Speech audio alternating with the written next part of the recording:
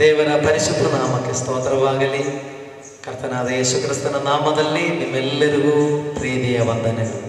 ಪ್ರಿಯರೇ, ಮತ್ತೊಂದು ಭಾನುವಾರ ದೇವರ ಸನ್ನತಿಯಲ್ಲಿ ದೇವರನ್ನು ಆರಾಧನೆ ಮಾಡುವ ಹಾಗೆ ನಮ್ಮೆಲ್ಲರಿಗೂ ದೇವರು ಮತ್ತೊಂದು ಅವಕಾಶವನ್ನು ಕೊಟ್ಟದಕ್ಕಾಗಿ ನಾವು ದೇವರಿಗೆ ಸ್ತೋತ್ರ ಸಲ್ಲಿಸೋಣ.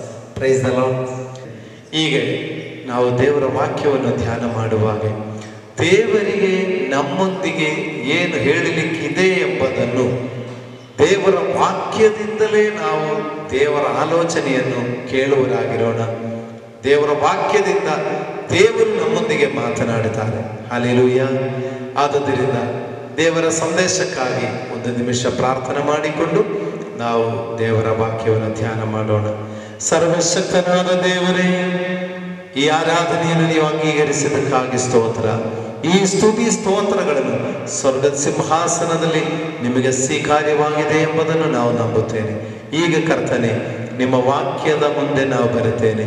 ದೇವರೇ, ನೀವು ನುಡಿದಿರುವ ವಚನಗಳು ನಾವು ಧ್ಯಾನಿಸುವಾಗ ನಿಮ್ಮ ಆಲೋಚನೆಗಳನ್ನು ನಾವು ಗ್ರಹಿಸಿಕೊಂಡು ಕರ್ತನೆ, ನಿಮ್ಮೊಂದಿಗೆ ಜೀವಿಸುವ ಮಕ್ಕಳಾಗುವಂತೆ ನಮ್ಮೆಲ್ಲರಿಗೂ ಸಹಾಯವಾಗಲಿ. ಈ ವಾಕ್ಯದ ಧ್ಯಾನದ ಮೂಲಕವಾಗಿ ಕರ್ತನೆ, ನೀವೇ ನಮ್ಮೊಂದಿಗೆ ಮಾತನಾಡುವುದಾಗಿರಲಿ. ನಿಮ್ಮ ಸ್ವರದಿಂದ ನಾವು ಕೇಳುವರಾಗಿರಲಿ. ಅದಕ್ಕೆ ದೇವರೇ ಸಹಾಯವಾಗಲಿ. ವಾಕ್ಯ ಕೇಳುವಾಗ ಪ್ರತಿಯೊಂದು ಮಕ್ಕಳ ಹೃದಯಗಳಲ್ಲಿ ಒಂದು ಹೊಸ ಶಕ್ತಿ ಉಂಟಾಗಲಿ, ಹೊಸ ಚೈತನ್ಯ ಉಂಟಾಗಲಿ, ಹೊಸ ಬಲ ಉಂಟಾಗಲಿ, ಹೊಸ ಅಭಿಷೇಕ ಉಂಟಾಗಲಿ. ನಿನ್ನ ದಾಸನಾಗಿರುವ ನನ್ನನ್ನು ಕೂಡ ಶಿಲುಬೆಯ ನೆರಳಿನಲ್ಲಿ ಮರಮಾಚಿಕೊಳ್ಳಬೇಕಾಗಿ ನಮ್ಮ ರಕ್ಷಕನಾದ ಯೇಸು ಕ್ರಿಸ್ತನ ನಾಮದಲ್ಲಿ ಸಮರ್ಪಿಸಿ ಪ್ರಾರ್ಥಿಸಿ ಬೇಡುತ್ತೇನೆ, ಪರಲೋಕ ತಂದೆಯಾದ ದೇವರೇ, ಆಮೆನ್. ಹಲ್ಲೆಲೂಯಾ. ವಾಕ್ಯವನ್ನು ಧ್ಯಾನ ಮಾಡಿಕೊಳ್ಳೋಣ. ಇವತ್ತಿನ ಧ್ಯಾನಕ್ಕಾಗಿ ಪ್ರಾರಂಭದಲ್ಲಿ ನಾವು ಇಬ್ರಿಯ ಪತ್ರಿಕೆ 11ನೇ ಅಧ್ಯಾಯ 6ನೇ ವಾಕ್ಯವನ್ನು ಓದುವರಾಗಿರೋಣ. ಆದರೆ ನಂಬಿಕೆಯಿಲ್ಲದೆ ದೇವರನ್ನು ಮೆಚ್ಚಿಸುವುದು ಅಸಾಧ್ಯ. ದೇವರ ಬಳಿಗೆ ಬರುವವನು ದೇವರು ಇದ್ದಾನೆ ಮತ್ತು ತನ್ನನ್ನು ಹುಡುಕುವವರಿಗೆ ಪ್ರತಿಫಲವನ್ನು ಕೊಡುತ್ತಾನೆ ಎಂದು ನಂಬುವುದು ಅವಶ್ಯ. Praise the lord. ಎಲ್ಲರೂ ಕೈಗಳನ್ನೇ ಹಲ್ಲೆಲೂಯಾ. ದೇವರ ಪರಿಶುದ್ಧ ನಾಮಕ್ಕೆ ಸ್ತೋತ್ರವಾಗಲಿ. ದೇವರ ವಾಕ್ಯದಲ್ಲಿ ಇವತ್ತು ನಮಗೆ ಧ್ಯಾನಕ್ಕಾಗಿ ಪ್ರಾರಂಭದ ವಾಕ್ಯ, ದೇವರ ಬಳಿಗೆ ಬರುವವನು ದೇವರು ಇದ್ದಾನೆ ಮತ್ತು ತನ್ನನ್ನು ಹುಡುಕುವವರಿಗೆ ಪ್ರತಿಫಲವನ್ನು ಕೊಡುತ್ತಾನೆ ಎಂದು ನಂಬುವುದು ಅವಶ್ಯ. ಹಲ್ಲೆಲೂಯಾ. ದೇವರ ಬಳಿಯಲ್ಲಿ ಬರುವವನು, ಸ್ತೋತ್ರ, ಅವರು ಏನ್ ಮಾಡಬೇಕು? ಒಂದು, ದೇವರಿದ್ದಾರೆ ಎಂದು ನಂಬಬೇಕು. ಎರಡು, ಆತನನ್ನು ಹುಡುಕುವವರಿಗೆ ಪ್ರತಿಫಲವನ್ನು ಕೊಡುವನಾಗಿದ್ದಾರೆ ಎಂದು ನಂಬಬೇಕು. ಹಲ್ಲೆಲೂಯಾ. ಪ್ರಿಯರೇ, ನಾವು ಅದನ್ನು ನಮಗೆ ಇನ್ನೂ ಸ್ವಲ್ಪ ಅರ್ಥ ಆಗುವುದ ರೀತಿಯಲ್ಲಿ ಹೇಳಿದರೆ, ದೇವರ ಬಳಿಯಲ್ಲಿ ಬರುವ ಒಬ್ಬ ವ್ಯಕ್ತಿ ದೇವರನ್ನು ನಂಬಬೇಕು ಮತ್ತು ದೇವರನ್ನು ಹುಡುಕುವವರಿಗೆ ಅಥವಾ ದೇವರನ್ನು ಪ್ರಾರ್ಥಿಸುವವರಿಗೆ ಪ್ರತಿಫಲ ಕೊಡುತ್ತಾರೆ ಎಂದು ನಂಬಬೇಕು. ಹಲ್ಲೆಲೂಯಾ. ದೇವರಿದ್ದಾರೆ ಎಂದು ನಂಬಿರಿ ಅಥವಾ ದೇವರಲ್ಲಿ ಒಂದು ನಂಬಿಕೆ ಇರಲಿ ಮತ್ತು ಪ್ರಾರ್ಥನೆಗೆ ಸದುತ್ತರ ಇದೆ ಎಂಬುದನ್ನು ನಂಬುವರಾಗಿರಲಿ. ಈ ವಾಕ್ಯ ನಾವು ಈ ರೀತಿಯಲ್ಲಿ ಇವತ್ತು ಧ್ಯಾನ ಮಾಡೋಣ. ಇವತ್ತಿನ ನಮ್ಮ ಚಿಂತೆಯ ವಿಷಯವೇನೆಂದರೆ, ದೇವರನ್ನು ನಂಬಿರಿ, ದೇವರನ್ನು ಪ್ರಾರ್ಥಿಸುವವರಿಗೆ ಪ್ರತಿಫಲವಿದೆ ಅಥವಾ ಪ್ರಾರ್ಥನೆಗೆ ಉತ್ತರ ಇದೆ. ಇದು ಇವತ್ತಿನ ನಮ್ಮ ಧ್ಯಾನದ ವಿಷಯ. ಅದರಲ್ಲಿ ನಾವು ಅರ್ಥ ಮಾಡಿಕೊಳ್ಳುವಾಗ ನಮ್ಮ ಎಲ್ಲರೂ ದೇವರಿದ್ದಾರೆ ಎಂದು ನಂಬುತ್ತಾರೆ. ಆದರೆ ಆ ದೇವರು ನನ್ನ ನನ್ನ ಪ್ರಾರ್ಥನೆಗೆ ಸದುತ್ತರವನ್ನು ಕೊಡುವನಾಗಿದ್ದಾರೆ ಎಂಬ ನಂಬಿಕೆ ಎಲ್ಲರಲ್ಲಿಯೂ ಇದೆಯೋ ಎಂಬುದನ್ನು ನಾವು ಪರಿಶೋಧಿಸಬೇಕು. ಹಲ್ಲೆಲೂಯಾ. ದೇವರಲ್ಲಿ ನಂಬಿಕೆ ಇಡುವ ವ್ಯಕ್ತಿಗೆ ಆ ದೇವರ ಮೇಲೆ ಸಂಪೂರ್ಣವಾದ ಒಂದು ಭರವಸೆ ಇರುತ್ತದೆ. ಹಲ್ಲೆಲೂಯಾ. ದೇವರಿದ್ದಾರೆ ಎಂದು ನಂಬಿರಿ, ನನ್ನನ್ನು ರಕ್ಷಿಸುವ ಒಬ್ಬ ಸರ್ವಶಕ್ತನಿದ್ದಾರೆ ಎಂಬುದನ್ನು ನಂಬುವವರಾಗಿರಲಿ. ಹಲ್ಲೆಲೂಯಾ. ಪ್ರಿಯರೇ, ನಮ್ಮಲ್ಲಿ ಎಷ್ಟೆಷ್ಟು ನಂಬಿಕೆ, ನಾವು ಅದಕ್ಕೆ ಬೈಬಲಲ್ಲಿ ಒಂದು ಉದಾಹರಣೆ ಓದಿಕೊಳ್ಳೋಣ. ಮತ್ತೇಯನ ಸುವಾರ್ತೆ 8ನೇ ಅಧ್ಯಾಯ 23ರಿಂದ 26 ತನಕಿರುವ ವಾಕ್ಯವನ್ನು ನಾವು ನೋಡೋಣ. ಅಲ್ಲಿ ದೇವರ ಮೇಲಿರುವ ನಂಬಿಕೆಯು ಮತ್ತು ಪ್ರಾರ್ಥನೆಯ ಬಗ್ಗೆ ನಾವು ಅಲ್ಲಿ ಒಂದು ವಿಷಯವನ್ನು ನಾವು ತಿಳ್ಕೊಳ್ಳಿಕ್ಕಿದ್ದೇವೆ. ಆತನು ದೋಣಿಯನ್ನು ಹತ್ತಿದಾಗ ಆತನ ಶಿಷ್ಯರು ಆತನ ಹಿಂದೆ ಹೋದರು. ಅವರು ಹೋಗುತ್ತಿರುವಾಗ ಸಮುದ್ರವು ಅಲ್ಲೋಲ ಕಲ್ಲೋಲವಾಗಿ ದೋಣಿಯು ತೆರೆಗಳಿಂದ ಮುಚ್ಚಿ ಹೋಯಿತು. ಆದರೆ ಆತನು ನಿದ್ದೆ ಹತ್ತಿ ಮಲಗಿದ್ದನು. ಅವರು ಹತ್ತಿರ ಬಂದು ಆತನನ್ನು ಎಬ್ಬಿಸಿ, ಸ್ವಾಮಿ ಕಾಪಾಡು, ಸಾಯುತ್ತೇವೆ ಅನ್ನಲಾಗಿ ಆತನು ಅವರಿಗೆ, ಅಲ್ಪವಿಶ್ವಾಸಿಗಳೇ, ಯಾಕೆ ಧೈರ್ಯ ಕೆಡುತ್ತೀರಿ ಎಂದು ಹೇಳಿ ಎದ್ದು ಗಾಳಿಯನ್ನು ಸಮುದ್ರವನ್ನು ಗದರಿಸಿದನು. ಆಗ ಎಲ್ಲ ಶಾಂತವಾಯಿತು. Praise the lord. ಹಲ್ಲೆಲೂಯಾ. ಪ್ರಿಯರೇ, ಇಲ್ಲಿ ದೇವರ ಮೇಲಿರುವ ನಂಬಿಕೆ ಮತ್ತು ಪ್ರಾರ್ಥನೆ, ಆ ಪ್ರಾರ್ಥನೆಗಿರುವಂತ ಸದುತ್ತರ, ಈ 3 ವಿಷಯಗಳು ನಾವಿಲ್ಲಿ ನೋಡಬಹುದು. ಪ್ರಿಯರೇ, ಯೇಸುವಿನ ಶಿಷ್ಯರುಗಳು ಯೇಸುವಿನ ಜೊತೆಯಲ್ಲಿ ದೋಣಿಯನ್ನು ಹತ್ತಿ ಅವರು ಸಮುದ್ರದಲ್ಲಿ ಪ್ರಯಾಣ ಮಾಡುವಂತ ವಿಷಯ ನಾವು ನೋಡುತ್ತಾ ಇದ್ದೇವೆ. ಯೇಸುವಿನ ಜೊತೆಯಲ್ಲಿದ್ದ ಶಿಷ್ಯರುಗಳು, ಯೇಸು ಅನೇಕ ಅದ್ಭುತ ಕಾರ್ಯಗಳು ಮಾಡಿದನ್ನು ಕಣ್ಣಾರೆ ನೋಡಿದವರು. ಆದರೂ ಅವರು ಸಮುದ್ರದಲ್ಲಿ ಅಲೆಗಳು ಎತ್ತಿ ಅಲ್ಲಗಲ್ಲೋಲವಾಗುವಾಗ ಆ ತೆರೆಗಳು ದೋಣಿಯನ್ನು ಕವಿದು ದೋಣಿಯ ಒಳಗಡೆನೆ ನೀರು ಉಕ್ಕುವಂತ ಪರಿಸ್ಥಿತಿಗಳು ಬರುವಾಗ ಅವರಿಗೆ ಒಂದು ಭಯ ಉಂಟುವಂತ ಪರಿಸ್ಥಿತಿಯಲ್ಲಿ ನೋಡಿ, ದೇವರ ಮೇಲಿರುವ ನಂಬಿಕೆ ಎಲ್ಲಿ ಹೋಯಿತು? ಅವರು ಕಠಿಣವಾದ ಪರಿಸ್ಥಿತಿಯಲ್ಲಿ ಅವರ ಬಾಯಿಂದ ಬರುವಂತ ಮಾತು ನೋಡಿದರೆ ನಂಬಿಕೆಯಿಂದ ಮಾತಾಡುತ್ತಾರೆ ಎಂದು ಅನ್ಕೊಳ್ಳಿಕ್ಕೆ ಆಗುವುದಿಲ್ಲ. ಯಾಕಂದ್ರೆ ಅವರು ಹೇಳಿದ ಮಾತೇನೆಂದ್ರೆ, ಸ್ವಾಮಿ ಕಾಪಾಡು, ನಾವು ಸಾಯುತ್ತೇವೆ ಎಂದು ಹೇಳ್ತಾರೆ. ಹಲ್ಲೆಲೂಯಾ. ಅವರ ಪರಿಸ್ಥಿತಿ ಸಮುದ್ರದ ತೆರೆ ಉಕ್ಕಿ ಆ ಅಲ್ಲ ಕಲ್ಲೋಲವಾಗಿ ದೋಣಿ ಮುಳುಗಿ ಹೋಗುವಂತ ಪರಿಸ್ಥಿತಿ ಇದೆ, ನಿಜೇನೆ. ಅಷ್ಟು ಮರಣದ ಭಯದಲ್ಲಿ ಇದೆ, ಸತ್ಯ. ಆದರೂ ಅವರು ಏನ್ ಹೇಳ್ತಾರೆ? ಸ್ವಾಮಿ ಕಾಪಾಡು, ನಾವು ಸಾಯುತ್ತೇವೆ ಎಂದು ಹೇಳ್ತಾರೆ. ಹಲ್ಲೆಲೂಯಾ. ನೋಡಿ, ದೇವರಲ್ಲಿರುವಂತ ನಂಬಿಕೆ, ದೇವರೇ ನಮ್ಮನ್ನು ಕಾಪಾಡಿ ಅಂತ ಹೇಳಿದ್ರೆ ಸಾಕು, ಆದರೆ ಸಾಯುತ್ತೇವೆ ಎಂದು ಹೇಳ್ತಾ ಇದ್ದಾರೆ. ಸ್ವಾಮಿ ಅಲ್ಲಿ ಆ ದೋಣಿಯಲ್ಲಿ ಅವರು ಶಾಂತವಾಗಿ ನಿದ್ರೆ ಮಾಡ್ತಾ ಇದ್ರು. ಅವರು ಹೀಗೆ ಸ್ವಾಮಿಯನ್ನು ಎಬ್ಬಿಸಿಬಿಟ್ಟು ಹೀಗೆ ಅವರು ನೋಡಿ ತಮ್ಮ ದುಃಖದಲ್ಲಿ, ತಮ್ಮ ವೇದನೆಯಲ್ಲಿ ಆ ಮಾತು ಹೇಳುತ್ತಾರೆ. ಆ ದುಃಖದ ಪರಿಸ್ಥಿತಿಯಲ್ಲಿ ಅವರ ನಂಬಿಕೆ ಸ್ವಲ್ಪ ಕಡಿಮೆ ಆಗಿದೆಯೋ ಎಂದು ನಾವು ಸಂದೇಹ ಪಡಲಿಕ್ಕಿದೆ. ಹಲ್ಲೆಲೂಯಾ. ಅವರು ಸ್ವಾಮಿ ನಮ್ಮನ್ನು ಕಾಪಾಡಿ, ನಾವು ಸಾಯ್ತಾ ಇದ್ದೇವೆ ಎಂದು ಗೋಳಾಡುವಾಗ ಸ್ವಾಮಿ ಕೊಟ್ಟ ಉತ್ತರ ಏನಿದೆ? ಅಲ್ಪ ವಿಶ್ವಾಸಿಗಳೇ, ಯಾಕೆ ಧೈರ್ಯ ಕೆಡುತ್ತಿ ಎಂದು ಹೇಳಿದೆ. ಹಲ್ಲೆಲೂಯಾ. ನೋಡಿ, ಅಲ್ಲಿ ನಂಬಿಕೆ, ಅವರ ಪ್ರಾರ್ಥನೆ, ಅವರಿಗೆ ಸಿಕ್ಕುವ ಉತ್ತರ, ಈ 3 ವಿಷಯಗಳು ನಾವಿವತ್ತು ಧ್ಯಾನ ಮಾಡೋದು. ನಂಬಿಕೆ, ಪ್ರಾರ್ಥನೆ, ಪ್ರಾರ್ಥನೆಗೆ ಸಿಕ್ಕುವ ಉತ್ತರ ಅಥವಾ ಪ್ರತಿಫಲ. ಹುಡುಕುವವರಿಗೆ ಪ್ರತಿಫಲ ಇದೆ, ಪ್ರಾರ್ಥನೆ ಅದಕ್ಕೆ ಪ್ರತಿಫಲ. ಇಲ್ಲಿ ಅವರ ನಂಬಿಕೆ ಬಗ್ಗೆ ನೋಡುವಾಗ ಅಲ್ಲಿ ಯೇಸುವಿನ ಜೊತೆಯಲ್ಲಿದ್ದವರಾದರೂ ಕೂಡ, ಅನೇಕ ಅದ್ಭುತ ಕಾರ್ಯಗಳು ನೋಡಿದವರಾಗಿದ್ದರೆ ಕೂಡ, ಆ ಭಯಂಕರವಾದ ಪರಿಸ್ಥಿತಿಯಲ್ಲಿ ಅವರು ಒಂದು ಅಪನಂಬಿಕೆಯ ಮಾತು ಹೇಳ್ತಾ ಇದ್ದಾರೆ. ನಾವು ಸಾಯುತ್ತೇವೆ ಎಂದು ಹೇಳ್ತಾ ಇದ್ದಾರೆ. ಆವಾಗ ಸ್ವಾಮಿ ಅವರಿಗೆ ಕೊಟ್ಟ ಉತ್ತರ ನೋಡಿ, ಅವರನ್ನು ಸಂತೈಸುವ ಒಂದು ಉತ್ತರ ಅಲ್ಲ ಕೊಟ್ಟಿದೆ, ಅವರಿಗೆ ಒಂದು ಸಮಾಧಾನ ಕೊಡುವ ಒಂದು ಉತ್ತರ ಅಲ್ಲ ಹೇಳಿದೆ. ಅವರನ್ನು ಸ್ವಾಮಿ ಗದರಿಸಿ ಮಾತಾಡ್ತಾರೆ.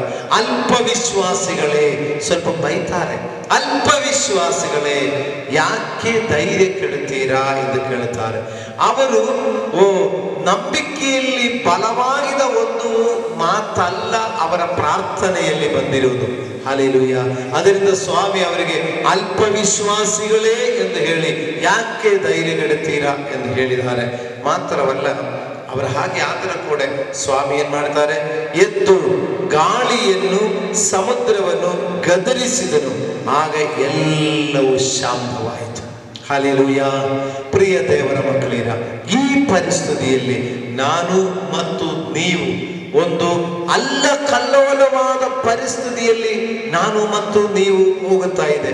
ಈ ನಮ್ಮ ರಾಜ್ಯ ಹಾಗೆ ಹೋಗುತ್ತಾ ಇದೆ, ನಮ್ಮ ದೇಶ ಹಾಗೆ ಹೋಗುತ್ತಾ ಇದೆ.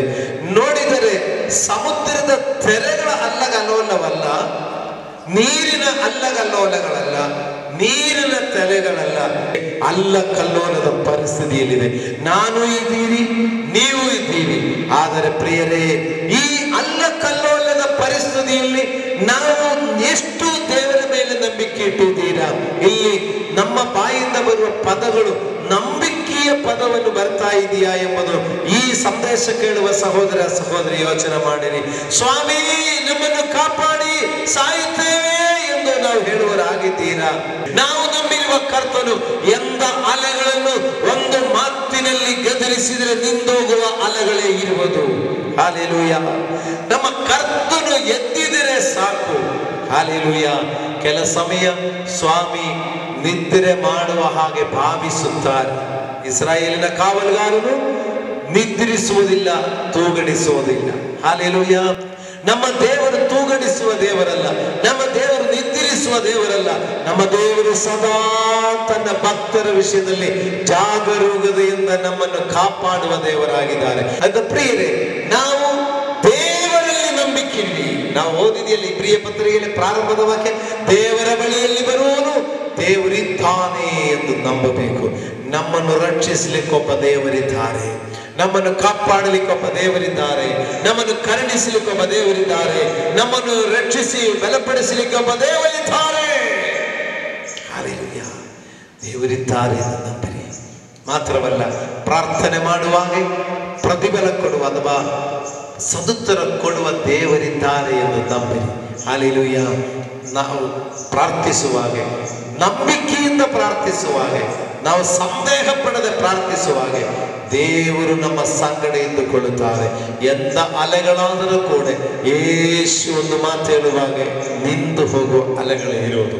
ಎಂದ ತೆರೆಗಳಾದರೂ ಕೂಡ ಯೇಸು ಮಾತಾಡುವಾಗ ಅವನೇಸು ಎದ್ದು ನಿಂದು ಕೈ ಚಾಚುವಾಗ, ಅಲ್ಲಿ ಯೇಸು ಕೈ ಚಾಚುವಾಗ ತೆರೆಗಳು ಅಡಕವಾಗಿದೆ, ಅಲೆಗಳು ನಿಂತಿದೆ, ಅಲ್ಲಿ ಸಮಾಧಾನವಾಯಿತು. ಪ್ರಿಯರೇ, ಯೇಸುವನ್ನು ನಾವು ಕೂಗಿದರೆ ಸಾಕು, ಅವರೆಲ್ಲಿದ್ದಾರೆ? ಅವರ ಜೊತೆಯಲ್ಲೇ ಇದ್ದಾರೆ, ಅವರ ಜೊತೆಯಲ್ಲೇ ಇದ್ದಾರೆ. ಯೇಸು ನಮ್ಮ ಜೊತೆಯಲ್ಲೇ ಇದ್ದಾರೆ. ಯೇಸಪ್ಪ ಅವರು ನಮ್ಮ ಜೊತೆ ಇದ್ದಾರೆ. ಸ್ವಾಮಿ ನಮ್ಮನ್ನು ರಕ್ಷಿಸೋದಕ್ಕೆ ಕೇಳೋಣ, ಸ್ವಾಮಿ ನಮ್ಮನ್ನು ಕಾಪಾಡಿದ್ದಕ್ಕೆ ಕೇಳೋಣ. ನಾವು ಸಾಯುತ್ತೇನೆ, ನಾನು ಸತ್ತೋಗ್ಬಿಡ್ತೇ ಎಂದು ಮಾತ್ರ ಹೇಳಬೇಡ, ರಕ್ಷಿಸುವುದಕ್ಕೆ ಕೇಳಿಕೊಳ್ಳೋಣ. ಅವರು ಯೇಸು ಆ ರಕ್ಷಿಸುವಂತ ಪ್ರಾರ್ಥನೆ ಕೇಳುವಾಗ, ನಮ್ಮನ್ನು ಕಾಪಾಡಿ ದೇವರೇ ಎಂದು ಕೇಳಿಕೊಳ್ಳುವಾಗ ಯೇಸು ಎದ್ದು ಬರುತ್ತಾರೆ, ಅವರು ಕೈ ಚಾಚುತ್ತಾರೆ. ಇಲ್ಲಿ ಅವರ ನಂಬಿಕೆ ಸ್ವಲ್ಪ ಕಡಿಮೆಯಾಗಿ ನಾವು ಕಾಣಿಸ್ತಾ ಇದೆ, ಅಲ್ಪ ವಿಶ್ವಾಸ ಕಾಣಿಸ್ತಾ ಇದೆ. ದೇವರ ಬಳಿಯಲ್ಲಿ ಬರುವವರು ದೇವರಿದ್ದಾರೆ ಎಂದು ನಂಬಬೇಕು. ಅದು ಅಲ್ಪ ವಿಶ್ವಾಸ ಬೇಡ, ಸ್ವಲ್ಪ ವಿಶ್ವಾಸ ಬೇಡ, ಸಂಪೂರ್ಣ ನಂಬಿಕೆ ಇರಲಿ. ಓಕೆ. ಎರಡನೇದಾಗಿ ಇನ್ನೂ ಸ್ವಲ್ಪ ನಂಬಿಕೆ ಬಗ್ಗೆ ಹೇಳ್ತಾ ಇರುವಾಗ, ಯೋಹಾನನ ಸುವಾರ್ತೆ 4ನೇ ಅಧ್ಯಾಯ ಅಲ್ಲಿ 46ನಿಂದ ನಾವು ಕೆಲ ವಾಕ್ಯಗಳು ಅಲ್ಲಿ ಓದುವರಾಗಿರೋಣ. 4ನೇ ಅಧ್ಯಾಯ 46ನಿಂದ 50 ಇರುವಂತಹ ವಾಕ್ಯ ನಾವು ಓದಿಕೊಳ್ಳೋಣ. ಹೀಗಿರಲಾಗಿ ಯೇಸು ತಾನು ನೀರನ್ನು ದ್ರಾಕ್ಷಾರಸವಾಗಿ ಮಾಡಿದ ಗಲಿಲಾಯದ ಕಾನಾ ಊರಿಗೆ ಮತ್ತೊಮ್ಮೆ ಬಂದನು. ಅಲ್ಲಿದ್ದಾಗ ಅರಮನೆಯ ಒಬ್ಬ ಪ್ರಧಾನನ ಮಗನು ಕಪೆರ್ನೌಮಿನಲ್ಲಿ ಅಸ್ವಸ್ಥನಾಗಿದ್ದನು. ಯೇಸು ಯೂದಾಯದಿಂದ ಗಲಿಲಾಯಕ್ಕೆ ಬಂದ ಸುದ್ದಿಯನ್ನು ಆ ಪ್ರಧಾನನು ಕೇಳಿದಾಗ ತನ್ನ ಮಗನು ಸಾಯುವ ಹಾಗಿದ್ದರಿಂದ ಯೇಸುವಿನ ಬಳಿಗೆ ಹೋಗಿ, ನೀನು ಇಳಿದು ಬಂದು ನನ್ನ ಮಗನನ್ನು ಸ್ವಸ್ಥ ಮಾಡಬೇಕು ಎಂದು ಬೇಡಿಕೊಂಡನು. ಯೇಸು ಅವನಿಗೆ, ನೀವು ಸೂಚಕ ಕಾರ್ಯಗಳನ್ನು ಅದ್ಭುತ ಕಾರ್ಯಗಳನ್ನು ನೋಡದಿದ್ದರೆ ನಂಬುವುದೇ ಇಲ್ಲವೆಂದು ಹೇಳಿದನು. ಆ ಪ್ರಧಾನನ ಸ್ವಾಮಿ, ನನ್ನ ಮಗನು ಸಾಯುವುದಕ್ಕೆ ಮುಂಚೆ ನೀನು ಬರಬೇಕು ಅನ್ನಲು ಯೇಸು ಅವನಿಗೆ, ನಿನ್ನ ಮಗನು ಬದುಕುತ್ತಾನೆ, ಹೋಗು ಎಂದು ಉತ್ತರ ಕೊಟ್ಟನು. ಆ ಗೃಹಸ್ಥನು ಯೇಸು ತನಗೆ ಹೇಳಿದ ಮಾತನ್ನು ನಂಬಿ ಹೊರಟು ಹೋದನು. Praise the lord. ಹಲ್ಲೆಲೂಯಾ. ಪ್ರಿಯರೇ, ಅಲ್ಲಿ ಯೇಸು ಗಲಿಲಾಯಕ್ಕೆ ಬರುವಾಗ ಯೇಸು ಕ್ರಿಸ್ತನು ಪ್ರಥಮವಾಗಿ ಅದ್ಭುತ ಮಾಡಿದು ಗಲಿಲಾಯದಲ್ಲಿ ಕಾನಾವೆಂಬ ಊರಿನಲ್ಲಿ ಮದುವೆ ದಿವಸ ತಣ್ಣೀರನ್ನು ದ್ರಾಕ್ಷಾರಸವಾಗಿ ಮಾಡಿದರು. ಅದೇ ಊರಲ್ಲಿ ಯೇಸು ಎರಡನೇ ಸಾರಿ ಹೋಗಿ ಅಲ್ಲಿ ಮಾಡಿದ ಒಂದು ಅದ್ಭುತ ಬಗ್ಗೆ ಇಲ್ಲಿ ನಾವು ನೋಡ್ತಾ ಇದ್ದೀವಿ. ಅಲ್ಲಿ ಅರಮನೆಯ ಪ್ರಧಾನನಾದ ಒಬ್ಬ ವ್ಯಕ್ತಿ ಬಂದು ಯೇಸುವಿನ ಬಳಿಯಲ್ಲಿ ಹೋಗಿ ಆ ಅರಮನೆಯ ಪ್ರಧಾನ ಹೇಳ್ತಾನೆ, ನೀನು ಇಳಿದು ಬಂದು ನನ್ನ ಮಗನನ್ನು ಸ್ವಸ್ಥ ಮಾಡಬೇಕೆಂದು ಬೇಡಿಕೊಂಡನು. ಸ್ತೋತ್ರ. ಅಲ್ಲಿ ನೋಡಿ, ನಮ್ಮ ಸಬ್ಜೆಕ್ಟ್ ಏನಿದೆ, ನಂಬಿಕೆ ಮತ್ತು ಪ್ರಾರ್ಥನೆ, ಅದಕ್ಕೆ ಸಿಕ್ಕುವ ಉತ್ತರ. ಇಲ್ಲಿ ನಾವೊಂದು ವಿಷಯ ನಾವು ನೋಡಿ ಆಯಿತು. ಈಗ ಎರಡನೇ ವಿಷಯದಲ್ಲಿ ನಂಬಿಕೆ ಎಲ್ಲಿ ಗೊತ್ತಾಗುತ್ತದೆ? ಮಾತಿನಲ್ಲಿ ಗೊತ್ತಾಗುತ್ತದೆ. ನಂಬಿಕೆಯ ಮಾತು ಹೇಳ್ತಾ ಇದ್ದೀರ ಅಲ್ವಾ? ಇಲ್ಲಿ ಹೇಳ್ತಾ ಇದ್ದಾರೆ, ಏನ್ ಹೇಳ್ತಾರೆ ಅಂದರೆ, ಯೇಸುವಿನ ಬಳಿಯಲ್ಲಿ ತನ್ನ ಮಗನು ಸಾಯುವ ಪರಿಸ್ಥಿತಿಯಲ್ಲಿದೆ. ಆದರೆ ಅವನು ಯೇಸುವಿನ ಬಳಿಯಲ್ಲಿ ಬಂದು ಏನ್ ಹೇಳ್ತಾರೆ ಅಂದರೆ, ಯೇಸುವೆ, ನೀವು ನನ್ನ ಬಳಿಗೆ ಬಂದು ನನ್ನ ಮಗನನ್ನು ಸ್ವಸ್ಥ ಮಾಡಬೇಕು ಎಂದು ಕೇಳಿದರು. ಹಲ್ಲೆಲೂಯಾ. ಪ್ರಿಯರೇ, ಗಮನಿಸಿ, ಆ ಸೆಂಟೆನ್ಸ್ ಗಮನಿಸಬೇಕು, ಆ ವಾಕ್ಯ ಗಮನಿಸಬೇಕು. ಅಲ್ಲಿ ಏನು ಹೇಳ್ತಾರೆ ಅಂದ್ರೆ, ಅಲ್ಲಿ ಶಿಷ್ಯರುಗಳು ಹೇಳ್ತಾರೆ, ಸ್ವಾಮಿ ನಮ್ಮನ್ನು ಕಾಪಾಡಿ, ನಾವು ಸಾಯುತ್ತೇನೆ ಅಂತ ಹೇಳಿದರು. ಅದಕ್ಕೆ ಸ್ವಾಮಿ ಹೇಳಿದೆ, ಅಲ್ಪ ವಿಶ್ವಾಸಿಗೆ ಅಂತ ಹೇಳಿದರು. ಇಲ್ಲಿ ಮಗನು ಸಾಯುವ ಸ್ಥಿತಿಯಲ್ಲಿ ಇದ್ದಾರೆ, ಆದರೂ ಆ ತಂದೆ ಮಾತಾಡುವಾಗ ಯೇಸುವೆ ನನ್ನ ಮಗ ಸಾಯುವ ಸ್ಥಿತಿಯಲ್ಲಿದೆ ಎಂದು ಅಲ್ಲಿ ಹೇಳಿಲ್ಲ. ಅಲ್ಲಿ ಫಸ್ಟ್ ಅವನು ಏನ್ ಹೇಳ್ತಾರೆ ಅಂದ್ರೆ, ಯೇಸುವೆ ನೀ ಇಳಿದು ಬಂದು ನನ್ನ ಮಗನನ್ನು ಸ್ವಸ್ಥ ಮಾಡಬೇಕು. ಹಲ್ಲೆಲೂಯಾ. ಫಸ್ಟು ನಾವು ಸಾಯ್ತೇವೆ ಅಂತ ಹೇಳಿದೆ, ಆದರೆ ಯೇಸು ಜೊತೆಯಲ್ಲಿದ್ದರು. ಇಲ್ಲಿ ಎರಡನೇದಾಗಿ ಯೇಸು ಹೇಳಿದ್ರು, ನೀನು ನನ್ನ ಜೊತೆಯಲ್ಲಿ ಬನ್ನಿ. ಯೇಸುವೆ, ನೀವು ನಮ್ಮ ಜೊತೆಯಲ್ಲಿ ಬಂದು ನನ್ನ ಮನೆಗೆ ಬಂದು ನನ್ನ ಮಗನನ್ನು ಸ್ವಸ್ಥ ಮಾಡಬೇಕು ಎಂದು ಹೇಳಿದರು. ಆ ಮಾತಿನಲ್ಲಿ ಅಲ್ಪ ವಿಶ್ವಾಸ ಅಲ್ಲ, ಸ್ವಲ್ಪ ಕೂಡ ವಿಶ್ವಾಸ ಇದೆ ಅಂತ ಗೊತ್ತಾಗುತ್ತೆ. ಅವನ ಮಾತಿನಲ್ಲಿ ಹಾಗೆ ಇದೆ. ಆವಾಗ ಯೇಸು ಕೇಳ್ತಾರೆ, ನೀವು ಸೂಚಕ ಕಾರ್ಯಗಳನ್ನು, ಅದ್ಭುತ ಕಾರ್ಯಗಳನ್ನು ನೋಡದಿದ್ದರೆ ನಂಬುವುದೇ ಇಲ್ಲ ಎಂದು ಹೇಳಿದರು. ಹಲ್ಲೆಲೂಯಾ. ನೋಡಿ, ಅಲ್ಲಿ ಅಲ್ಪ ವಿಶ್ವಾಸಿಗಳೇ ಎಂದು ಕರೆದಿಲ್ಲ. ಅವನು ಸ್ವಲ್ಪ ವಿಶ್ವಾಸ, ಆ ಶಿಷ್ಯರುಗಳ ವಿಶ್ವಾಸಗಳನ್ನು ನೋಡಿದರೆ ಅದಕ್ಕಿಂತ ಇವನಿಗೆ ಸ್ವಲ್ಪ ಕೂಡ ವಿಶ್ವಾಸ ಇದೆ ಎಂದು ಗೊತ್ತಾಗ್ತಾ ಇದೆ. ಅದಕ್ಕೆ ಅಲ್ಪ ವಿಶ್ವಾಸ ಎಂದು ಹೇಳಿದ್ರೆ, ಆದರೂ ಏನೋ ಒಂದು ವಿಶ್ವಾಸದಲ್ಲಿ ಪೂರ್ತಿ ಕಾಣಿಸ್ತಾ ಇಲ್ಲ. ಅದಕ್ಕೆ ಹೇಳ್ತಾರೆ, ನೀ ಅದ್ಭುತ ಕಾರ್ಯಗಳು, ಮಹತ್ ಕಾರ್ಯಗಳು ನೋಡದೆ ನಂಬುವುದೇ ಇಲ್ಲ, ನಿಮಗೆ ಇನ್ನೂ ನಂಬಿಕೆ ನನ್ನಲ್ಲಿ ಸಂಪೂರ್ಣ ಆಗಿಲ್ಲ ಎಂದು ಹೇಳ್ತಾ ಇದ್ದಾರೆ. ಆಮೇಲೆ ಸ್ವಾಮಿ ಹೇಳ್ತಾ ಇದ್ದಾರೆ ನೋಡಿ, ಆವಾಗ ಆ ಮನುಷ್ಯರು ಮತ್ತು ಹೇಳ್ತಾ ಇದ್ದಾರೆ, ಸ್ವಾಮಿ ನನ್ನ ಮಗನು ಸಾಯುವುದಕ್ಕೆ ಮುಂಚೆ ನೀನು ಬರಬೇಕೆಂದು ಬೇಡಿಕೊಳ್ಳುತ್ತಾರೆ. ಹಲ್ಲೆಲೂಯಾ. ನೋಡಿ, ಎರಡನೇ ಮಾತು ಹೇಳುವಷ್ಟಕ್ಕೆ ಅವನಿಗೆ ಸಾವಿನ ಮಾತು ಅಲ್ಲಿ ಬಂದು ಬಿಟ್ಟಿದೆ. ಹಲ್ಲೆಲೂಯಾ. ಫಸ್ಟು ಯೇಸುವಿನ ಶಿಷ್ಯರು ಅವರು ಅಲ್ಪ ವಿಶ್ವಾಸಿಗಳಾಗಿದ್ದರಿಂದ ಫಸ್ಟೇ ಅವರು ಸಾವಿನ ಮಾತು ಹೇಳ್ತಾರೆ. ಇಲ್ಲಿ ಅರಮನೆಯ ಪ್ರಧಾನನು ನಂಬಿಕೆಯಲ್ಲಿ ಇನ್ನೂ ಸ್ವಲ್ಪ ಕೂಡ ಪರವಾಗಿಲ್ಲ, ಆದರೆ ಒಂದು ಮಾತಲ್ಲಿ ಸಾವಿನ ಬಗ್ಗೆ ಹೇಳಲಿಲ್ಲ. ಆದರೆ ಯೇಸು ಬರಲಿಕ್ಕೆ ತಡವಾಗುತ್ತಾ ಇದೆ ಎಂದು ನೋಡುವಾಗ ಅವರು ಕೂಡ ಸಾವಿನ ಮಾತು ಹೇಳ್ತಾರೆ. ಸ್ವಾಮಿ ಸಾಯಲಿಕ್ಕೆ ಮುಂದೆ ಬಂದು ಕಾಪಾಡಿ ಎಂದು ಕೇಳ್ತಾರೆ. ಆದರೆ ಅವರ ನಂಬಿಕೆ ಸ್ವಲ್ಪ ಕೂಡ ನಂಬಿಕೆ ಇದ್ರೂ ಕೂಡ ಶೋಧನೆ ಸ್ವಲ್ಪ ಕೂಡ ಬರುವಾಗ ಅವರ ನಂಬಿಕೆ ಕಡಿಮೆ ಆಗುತ್ತಾ ಇದೆ. ಆವಾಗ ಯೇಸು ಹೇಳ್ತಾರೆ, ನಿನ್ನ ಮಗನು ಬದುಕುತ್ತಾನೆ, ಹೋಗು ಎಂದು ಹೇಳಿದನು. ಆವಾಗ ಆ ಗೃಹಸ್ಥನು ಯೇಸು ತನಗೆ ಹೇಳಿದ ಮಾತನ್ನು ನಂಬಿ ಹೊರಟು ಹೋದನು. ಸ್ತೋತ್ರ. ಹಲ್ಲೆಲೂಯಾ. ನೋಡಿ, ನಂಬಿಕೆ, ಪ್ರಾರ್ಥನೆ, ಫಲ. ಆ ಮನುಷ್ಯನಿಗೆ ಯೇಸು ಆವಾಗ ಬೈಲಿಕ್ಕೆ ಹೋಗಲಿಲ್ಲ. ಹೇಳಿದರೆ ಎರಡನೇ ಮಾತು, ನಮ್ಮ ಮಗ ಸಾಯ್ಲಿಕ್ಕೆ ಮುಂದೆ ಬನ್ನಿ ಅಂತ ಹೇಳುವಾಗ ಸ್ವಾಮಿ ಹೇಳ್ತಾರೆ, ಇಲ್ಲ, ನಾನೇನು ಬರುವ ಅವಶ್ಯಕತೆ ಇಲ್ಲ, ನೀ ಮನೆಗೆ ಹೋಗು, ನಂಬಿಕೆ ಮಾತ್ರ ಇರಲಿ, ನಿನ್ನ ಮಗ ಬದುಕ್ತಾ ಇದ್ದಾನೆ, ನೀ ಮನೆಗೆ ಹೋಗಿರಿ ಎಂದು ಹೇಳಿದ್ರು. ಆ ಮಾತು ಕೇಳುವಾಗ ನೋಡಿ, ಅವನ ಅಲ್ಪ ವಿಶ್ವಾಸಿ ಅಲ್ಲ, ಸ್ವಲ್ಪ ವಿಶ್ವಾಸ ಜಾಸ್ತಿ ಇದೆಯಲ್ಲ, ಅದಕ್ಕೆ ಅವನಿಗೆ ಒಂದು ಧೈರ್ಯದ ಮಾತು ಹೇಳುವಾಗ ಅವನಿಗೆ ನಂಬಿಕೆ ಜಾಸ್ತಿ ಆಯಿತು. ಅವನು ಮನೆಗೆ ಹೋದರು. ಈ ಮಾತನ್ನು ಕೇಳಿದ ಮೇಲೆ ನೋಡಿ, ಅವನ ಪ್ರಾರ್ಥನೆಗೆ ಹೇಗೆ ಉತ್ತರ ಸಿಕ್ಕಿದೆ ಎಂಬುದನ್ನು ನಾವು ನೋಡೋಣ. ಅಲ್ಲಿ 51ನೇ ವಾಕ್ಯ, ಅವನು ಇನ್ನೂ ಗಡ್ಡ ಇಳಿದು ಹೋಗುತ್ತಿರುವಲ್ಲಿ ಅವನ ಆಳುಗಳು ಅವನ ಎದುರಿಗೆ ಬಂದು, ನಿನ್ನ ಮಗನು ಬದುಕಿಕೊಂಡನು ಅಂದನು. ಎಷ್ಟು ಗಂಟೆಗೆ ಅವನಿಗೆ ರೋಗವು ಇಳಿತರವಾಯಿತೆಂದು ಅವರನ್ನು ಕೇಳಿದಾಗ ಅವರು, ನಿನ್ನೆ ಮಧ್ಯಾಹ್ನ 1 ಗಂಟೆಗೆ ಜ್ವರವು ಅವನನ್ನು ಬಿಟ್ಟು ಹೋಯಿತು ಅಂದರು. ಹಾಗೆ ನಿನ್ನ ಮಗನು ಬದುಕುತ್ತಾನೆಂದು ಯೇಸು ತನಗೆ ಹೇಳಿದ ತಾಸಿನಲ್ಲಿ ಅದಾಯಿತೆಂದು ತಂದೆಯು ತಿಳುಕೊಂಡದರಿಂದ ಅವನ ಮನೆಯವರೆಲ್ಲರೂ ಆತನನ್ನು ನಂಬಿದರು. ಹಲ್ಲೆಲೂಯಾ. ದೇವರ ಪರಿಶುದ್ಧ ನಾಮಕ್ಕೆ ಸ್ತೋತ್ರವಾಗಲಿ. ಪ್ರಿಯರೇ, ಅವರ ನಂಬಿಕೆಯ ಒಂದು 2ನೇ ಹಂತಕ್ಕೆ ಅಥವಾ ಅವರ ನಂಬಿಕೆ ಹೆಚ್ಚಾಗುವ ಒಂದು ಸ್ಥಿತಿ ಬರ್ತಾ ಇದೆ. ನೋಡಿರಿ, ಯೇಸು ಸ್ವಾಮಿಗೆ ಅವನು ಏನು ಹೇಳಿದಂದ್ರೆ, ನನ್ನ ಜೊತೆಯಲ್ಲಿ ಮನೆಗೆ ಬನ್ನಿ ಎಂದು ಹೇಳಿದೆ. ಯೇಸು ಹೇಳ್ತಾರೆ, ನೀವು ಯಾಕೆ ಅಷ್ಟು ಚಿಕ್ಕ ನಂಬಿಕೆ, ನಾನು ಬರಲೇಬೇಕು ಅಂತ ಹೇಳಿಕೆ, ನೀ ಹೋಗು, ನಿನ್ನ ಮಗನ ಸ್ವಸ್ಥನಾಗಿದೆ. ಸಮುದ್ರಕ್ಕೆ ಗದರಿಸಿದೆ, ಅದು ಶಾಂತವಾಯಿತು. ತೆರೆಗಳಿಗೆ ಗದರಿಸಿದೆ, ಶಾಂತವಾಯಿತು. ಅದೇ ಯೇಸು ಹೇಳ್ತಾ ಇದ್ದಾರೆ, ನೋಡಿರಿ, ನಿನ್ನ ಮಗನು ಸ್ವಸ್ಥನಾಯಿತು ಎಂದು ನಾನು ಹೇಳುವಾಗಲೇ ನಿನ್ನ ಮಗನು ಸ್ವಸ್ಥನಾಗುತ್ತದೆ.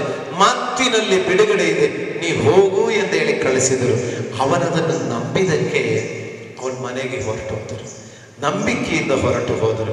ಇಲ್ಲ ಸ್ವಾಮಿ, ನೋಡಿ, ನೀನು ಬರಲೇಬೇಕು, ನೀ ಬಂದಿಲ್ಲ ಅಂದ್ರೆ ನನ್ನ ಮಗ ಸತ್ತೋಗ್ಬಿಡ್ತದೆ, ನೀ ಬರಲೇಬೇಕು ಅಂತ ಅವ್ರು ಹೇಳಿದರೆ, ಸ್ವಾಮಿ ಅವನಿಗೂ ಹೇಳಬೇಕಾಯ್ತು ಅಲ್ಪ ವಿಶ್ವಾಸಿ ಅಂತ. ಅವನ ಅಲ್ಪ ವಿಶ್ವಾಸಿ ಅಲ್ಲ, ಅವನು ಅಲ್ಪಕ್ಕಿಂತ ಇನ್ನೂ ಸ್ವಲ್ಪ ಜಾಸ್ತಿ ಇತ್ತು. ಅದಕ್ಕೆ ಅವನು ಬೈದಿಲ್ಲ. ಅವನು ಒಂದು ನಂಬಿಕೆಯಲ್ಲಿ ಸ್ವಲ್ಪ ಕೂಡ ನಂಬಿಕೆ ಉಳ್ಳವನಾಗಿ ಅವನ ಮನೆಗೆ ಹೋದರು. ಅವನ ಮನೆಗೆ ಹೋಗುವಾಗಲೇ ಅವನ ಎದುರುಗಡೆ ಅವನ ಆಳುಗಳು ಎದುರೇ ಬಂದು ಹೇಳ್ತಾ ಇದ್ದಾರೆ, ನೋಡಿ, ನಿನ್ನ ಮಗ ಬದುಕಿದ್ದಾನೆ. ಇವನ್ ಕೇಳ್ತಾನೆ, ಎಷ್ಟೊತ್ತು? ನಿನ್ನೆ ಮಧ್ಯಾಹ್ನ.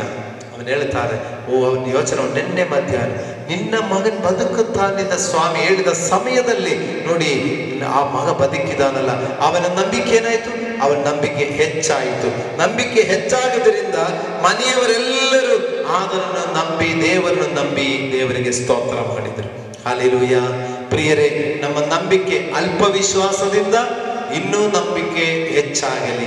ನೋಡಿರಿ, ಈಗಿನ ಪರಿಸ್ಥಿತಿಯಲ್ಲಿ ಯೇಸುವೇ ನೀವು ಎಲ್ಲಿದ್ದೀರಾ, ಕರ್ತನೇ ನಮ್ಮ ಪರಿಸ್ಥಿತಿ ಗೊತ್ತಿಲ್ಲವಾ ಅಂತ ಹೇಳಿ, ದೇವರೇ ನನ್ನ ಬಳಿಗೆ ಬಾ ಸ್ವಾಮಿ ಅಂತ ಹೇಳಿ ಕೂಗುವಾಗೆ ಕರ್ತನು ನಮಗಾಗಿ ಮಾತಿನಲ್ಲೇ ಬಿಡುಗಡೆ ಕೊಡುವನಾಗಿದ್ದಾರೆ.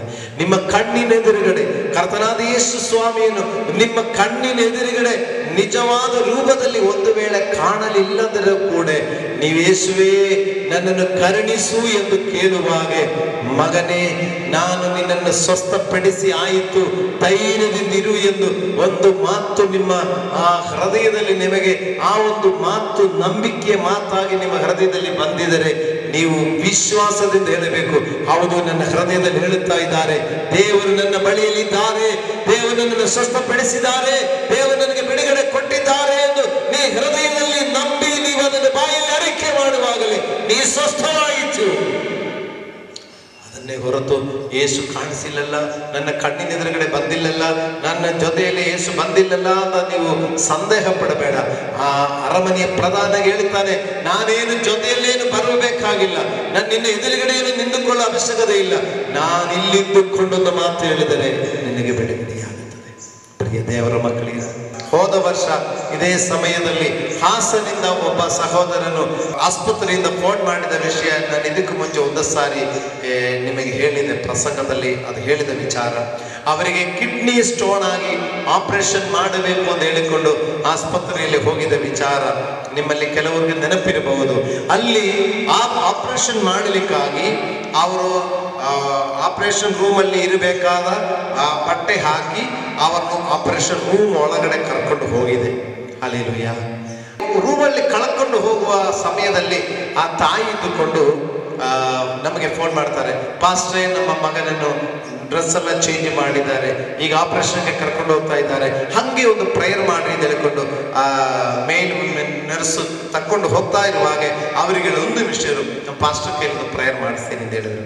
ಹಾಗೆ ನಮಗೆ ಪ್ರೇಯರ್ ಮಾಡಿಸುವಾಗ ನಾನು ಹೇಳಿದೆ, ಈಗ ಆಪರೇಷನ್ ಸಕ್ಸಸ್ ಆಗಲಿಕ್ಕೆ ಪ್ರೇಯರ್ ಮಾಡಿ ಅಂತ ಹೇಳುವಾಗ ನಾನು ಹೇಳಿದೆ, ನಮ್ಮ ಸಭೆಯಲ್ಲಿ ಎಷ್ಟೋ ಜನರಿಗೆ ಇಲ್ಲಿ ಕಿಡ್ನಿ ಸ್ಟೋನ್ ಆಗಿರುವವರು ಸಭೆಯಲ್ಲಿ ಬಂದು ಪ್ರಾರ್ಥನೆ ಮಾಡಿ ಅನಂತರ ಮತ್ತೆ ಚೆಕಪ್ ಮಾಡುವಾಗ ಆ ಸ್ಟೋನ್ ಎಲ್ಲ ಹೋಗಿದೆ ಅಂತ ಹೇಳಿಕೊಂಡು ರಿಪೋರ್ಟ್ ಬಂದಿದೆ, ಯಾಕೆ ಆಪರೇಷನ್ ಮಾಡೋ ಸಮಯದಲ್ಲಿ ನೀವು ಫೋನ್ ಮಾಡಿದ್ದೀರಾ, ನೋಡಿರಿ, ಆಪರೇಷನ್ ಇಲ್ಲದೆ ದೇವರು ಗುಣಪಡಿಸ್ತಾ ಇದ್ದಾರಲ್ಲ ಎಂದು ಹೇಳಿದೆ. ಆವಾಗ ಆ ತಾಯಿ ಇದ್ದುಕೊಂಡು, ಇಲ್ಲ ಪಾಸ್ಟರ್, ಎಲ್ಲ ನಾನು ಸೈನ್ ಮಾಡಿ ಕೊಟ್ಟಿದೆ, ಆಪರೇಷನ್ಗೆ ನೋಡಿ ಕರ್ಕೊಂಡು ಹೋಗ್ತಾ ಇದ್ದಾರೆ, ನಾನು ಈಗ ಜಸ್ಟ್ ಮುಂದೆನೆ ಸೈನ್ ಮಾಡಿ ಕೊಟ್ಟಾಯಿತು, ಇನ್ನು ಆಪರೇಷನ್ ನಡೆಯುತ್ತದೆ ಅಂತ ಹೇಳಿದ್ರು.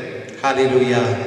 ನಾನು ಹೇಳಿದೆ, ಸರಿ ನೀವು ಹಾಗೆ ಮಾಡಿದರೆ ಸರಿ, ಹಾಗೆ ಆಗಲಿ, ಆದರೆ ದೇವರ ಚಿತ್ತವಾದರೆ ಆಪರೇಷನ್ ಇಲ್ಲದೆ ನಿಮ್ಮ ಮಗನಿಗೆ ಸ್ವಸ್ಥವಾಗಲಿ ಎಂದು ಹೇಳಿದೆ. ಹಾಲೆಲೂಯಾ. ಹಾಗೆ ಪ್ರಾರ್ಥನೆ ಮಾಡಿದೆ. ಮತ್ತು ರೂಮ್ ಒಳಗಡೆ ಕರೆದುಕೊಂಡು ಹೋಗಿದ ಮೇಲೆ ಈಗ ಸಿಸ್ಟರ್ ಒಂದು ಮಾತು ಕೇಳಿದೆ, ಡಾಕ್ಟರ್ ನಮ್ಮ ಮಗನಿಗೆ ಮತ್ತೊಂದು ಸಾರಿ ಸ್ಕ್ಯಾನ್ ಮಾಡಿಬಿಟ್ಟು ಆಮೇಲೆ ಆಪರೇಷನ್ ಮಾಡಿದ್ರೆ ಚೆನ್ನಾಗಿತ್ತು, ಒಂದು ಸಾರಿ ಕೂಡ ಸ್ಕ್ಯಾನ್ ಮಾಡಿ ಏನಾದರೂ ವ್ಯತ್ಯಾಸ ಇದೆಯಾ ಅಂತ ನೋಡ್ರಿ ಎಂದು ರಿಕ್ವೆಸ್ಟ್ ಮಾಡಿದ್ದಾರೆ. ಡಾಕ್ಟರ್ ಅಂದ್ಕೊಂಡು, ಸರಿ ಆಯ್ತಮ್ಮ, ನೀವು ಹೇಳಿದ್ರೆ ಹಾಗೆ ಮಾಡೋಣ ಅಂತ ಹೇಳಿಬಿಟ್ಟು ಸರಿ ಆಪರೇಷನ್ ಥಿಯೇಟರ್ ಒಳಗಡೆ ಹೋಗಿರೋನು ಮತ್ತೆ ಹೊರಗಡೆ ಕರ್ಕೊಂಡ್ಬಂದು ಸ್ಕ್ಯಾನ್ ಮಾಡಿ ಕಳಿಸ್ಬಿಟ್ಟು ಅವ್ರೇನಂದ್ರೆ, ಸರಿಯಮ್ಮ, ಏನೋ ಸ್ಕ್ಯಾನ್ ಮಾಡುವಾಗ ಸ್ವಲ್ಪ ಚಿಕ್ಕದಾಗಿ ಕಾಣಿಸ್ತಾ ಇದೆ, ಇವತ್ತು ಆಪರೇಷನ್ ಬೇಡ, ಒಂದು 2 ವಾರಕ್ಕೆ ನಾವು ಮೆಡಿಸಿನ್ ಕೊಟ್ಟು ಕಳಿಸ್ತೀನಿ, ನೀವು ಆಮೇಲೆ ಬಂದು ಮತ್ತೆ ಸ್ಕ್ಯಾನ್ ಮಾಡಿದ ಮೇಲೆ ಆಪರೇಷನ್ ಮಾಡೋಣ ಅಂತ ಹೇಳಿದ್ದಾರೆ. ಹಾಲೆಲೂಯಾ. ಇದು ಕೇಳುವಾಗ ನಿಮಗೊಂದು ನಂಬಿಕೆ ಬರ್ತಾ ಇದೆಯಾ? ದೇವ ಸೇವಕರಾದ ನಾವಿಲ್ಲಿದ್ದುಕೊಂಡು ಹಾಸನಿಗೆ ಪ್ರಾರ್ಥನೆಯಲ್ಲಿ ಫೋನಲ್ಲಿ ಒಂದು ಪ್ರೇಯರ್ ಮಾಡಿದೆ. ಆ ವ್ಯಕ್ತಿಯನ್ನು ನಾನು ಇನ್ನೂ ನೋಡೇ ಇಲ್ಲ. ಅವ್ರು ಆವಾಗ ಬರ್ತೀನಿ ಒಂದ್ಸಾರಿ ಇಲ್ಲಿ ಪಾಸ್ಟರ್ ನೀವು ನೋಡ್ಲಿಕ್ಕೆ ಬರ್ತೀನಿ ಅಂತ ಹೇಳಿದ್ರು. ಆದರೆ ನಾವು ನೋಡಿದ ವ್ಯಕ್ತಿ ಅಲ್ಲ. ಫೋನಲ್ಲಿ ಅವರಿಗೆ ಪ್ರಾರ್ಥನೆ ಮಾಡಿದೆ. ಪ್ರಿಯರೇ, ಅವರ ಅನಂತರ ಡಾಕ್ಟರ್ ಮನೆಗೆ ಕಳಿಸ್ಬಿಟ್ಟಿದ್ರು. ಅವ್ರ ಮನೆಗೆ ಬಂದು ಬಹಳ ಖುಷಿ ಆಯಿತು. ಅವ್ರ ಎಂಜಿನಿಯರಿಂಗ್ ಓಡ್ತಾ ಇರುವಂತ ಯೌವನಸ್ಥರು ಅವರು ಅಲ್ಲಿಂದ ಬಂದು ಮತ್ತು 2 ವಾರಕ್ಕೆ ಟ್ಯಾಬ್ಲೆಟ್ಸ್ ತಗೊಂಡ್ಬಂದು ಅವ್ರ ಎಂಜಿನಿಯರಿಂಗ್ ಎಕ್ಸಾಮ್ ಬರೆದು ಮೊನ್ನೆ ಎಕ್ಸಾಮ್ ಪಾಸ್ ಆದ ಮೇಲೆ ಫೋನ್ ಮಾಡಿದ್ರು, ಪಾಸ್ಟರ್ ನಾನು ಎಕ್ಸಾಮ್ ಪಾಸ್ ಆಗಿದೆ, ರಿಸಲ್ಟ್ ಬಂದಿದೆ ಅಂತ ಹೇಳ್ಕೊಂಡು ಫೋನ್ ಮಾಡಿದ್ರು. ಹಾಲೆಲೂಯಾ. ಪ್ರಿಯ ದೇವರ ಮಕ್ಕಳಿರ, ಅನಂತರ 2 ವಾರದ ಅನಂತರ ಮತ್ತು ಹೋಗಿ ಚೆಕಪ್ ಮಾಡಿ ಡಾಕ್ಟರ್ ಹೇಳಿದೆ, ಇಲ್ಲಪ್ಪ ಅದೆಲ್ಲ ತುಂಬಾ ಚಿಕ್ಕದಾಗಿದೆ, ಇನ್ನು ಅದೇನು ಬೇಕಾಗಿಲ್ಲ ಆಪರೇಷನ್ ಹೇಳಿದ್ರು. ಇದು ನಾನು ನಿಮಗೆ ಇರುವ ವಿಷಯ, ನಿಜ ಮಾತು ನಾನು ನಿಮಗೆ ಹೇಳ್ತಾ ಇದ್ದೀನಿ. ಪ್ರಿಯರೇ, ಇವತ್ತು ಯಾರಾದರೂ ಈ ಒಂದು ರೋಗದ ಪರಿಸ್ಥಿತಿಯಲ್ಲಿ ನೀವು ಹಾಸಿಗೆ ಮೇಲೆ ಇರುವವರಾಗಿದ್ದಾರೆ, ವೇದನೆಯಲ್ಲಿಯೂ ಚಿಂತೆಯಲ್ಲಿಯೂ ದುಃಖದಲ್ಲಿಯೂ ಒಂದು ವೇಳೆ ಮರಣದ ಭಯದಲ್ಲಿ ನೀವು ಇರುವವರಾಗಿದ್ದಾರೆ, ಈಗ ಯೇಸು ನಿಮ್ಮ ಬಳಿಯಲ್ಲಿ ಬರಲೇಬೇಕು ಎಂದಿಲ್ಲ. ಒಂದು ವೇಳೆ ದೇವ ಸೇವಕರು ನಿಮ್ಮ ಬಳಿಯಲ್ಲಿ ಬರಲೇಬೇಕೆಂದಿಲ್ಲ. ಇಲ್ಲಿದ್ದುಕೊಂಡು ಸ್ವಾಮಿ ಒಂದು ಮಾತು ಹೇಳಿದರೆ ನಿಮಗೆ ಸೌಖ್ಯವಾಗುತ್ತದೆ. ಯೇಸುವೇ, ನನ್ನ ಪರವಾಗಿ ಒಂದು ಮಾತು ಹೇಳಿ ಸ್ವಾಮಿ ಎಂದು ಕೇಳಿ. ಇಲ್ಲಿ ಅರಮನೆಯ ಅಧಿಕಾರಿಗೆ ಅವನು ಹೇಳುತ್ತಾರೆ, ಹೋಗು, ನಿನ್ನ ಮಗನು ಸ್ವಸ್ಥವಾಗಿದೆ ಎಂದು ಹೇಳುವಾಗಲೇ ಅವನಿಗೆ ಸ್ವಸ್ಥವಾಯಿತು. ಇವತ್ತು ನೀವೊಂದು ವೇಳೆ ಹಾಸಿಗೆಯಲ್ಲಿ ಮಲ್ಕೊಂಡಿರುವ ಒಂದು ವ್ಯಕ್ತಿ ಆಗಿರಬಹುದು, ಒಂದು ವೇಳೆ ನೀವು ಬಹಳ ಕ್ರಿಟಿಕಲ್ ಸ್ಟೇಜ್ ಅಲ್ಲಿ ಇರುವ ವ್ಯಕ್ತಿ ಆಗಿದ್ರು ಕೂಡ ಯೂಟ್ಯೂಬ್ ಮುಖಾಂತರವಾಗಿ ಮೊಬೈಲ್ ಫೋನ್ ಅಲ್ಲಿ ಆದರೂ ನೀವು ಈ ಒಂದು ಸಂದೇಶ ಕೇಳುವುದರಾದ್ರೆ ನೀವಿರುವ ಜಾಗೆಯಲ್ಲಿ ಇದ್ದುಕೊಂಡು ಹೇಳಿ, ಯೇಸುವೇ, ನೀವೊಂದು ಮಾತು ಹೇಳಿದರೆ ನನಗೆ ಸೌಖ್ಯವಾಗುತ್ತದೆ, ನನಗಾಗಿ ಒಂದು ಮಾತು ಹೇಳಿ ಯೇಸುವೇ.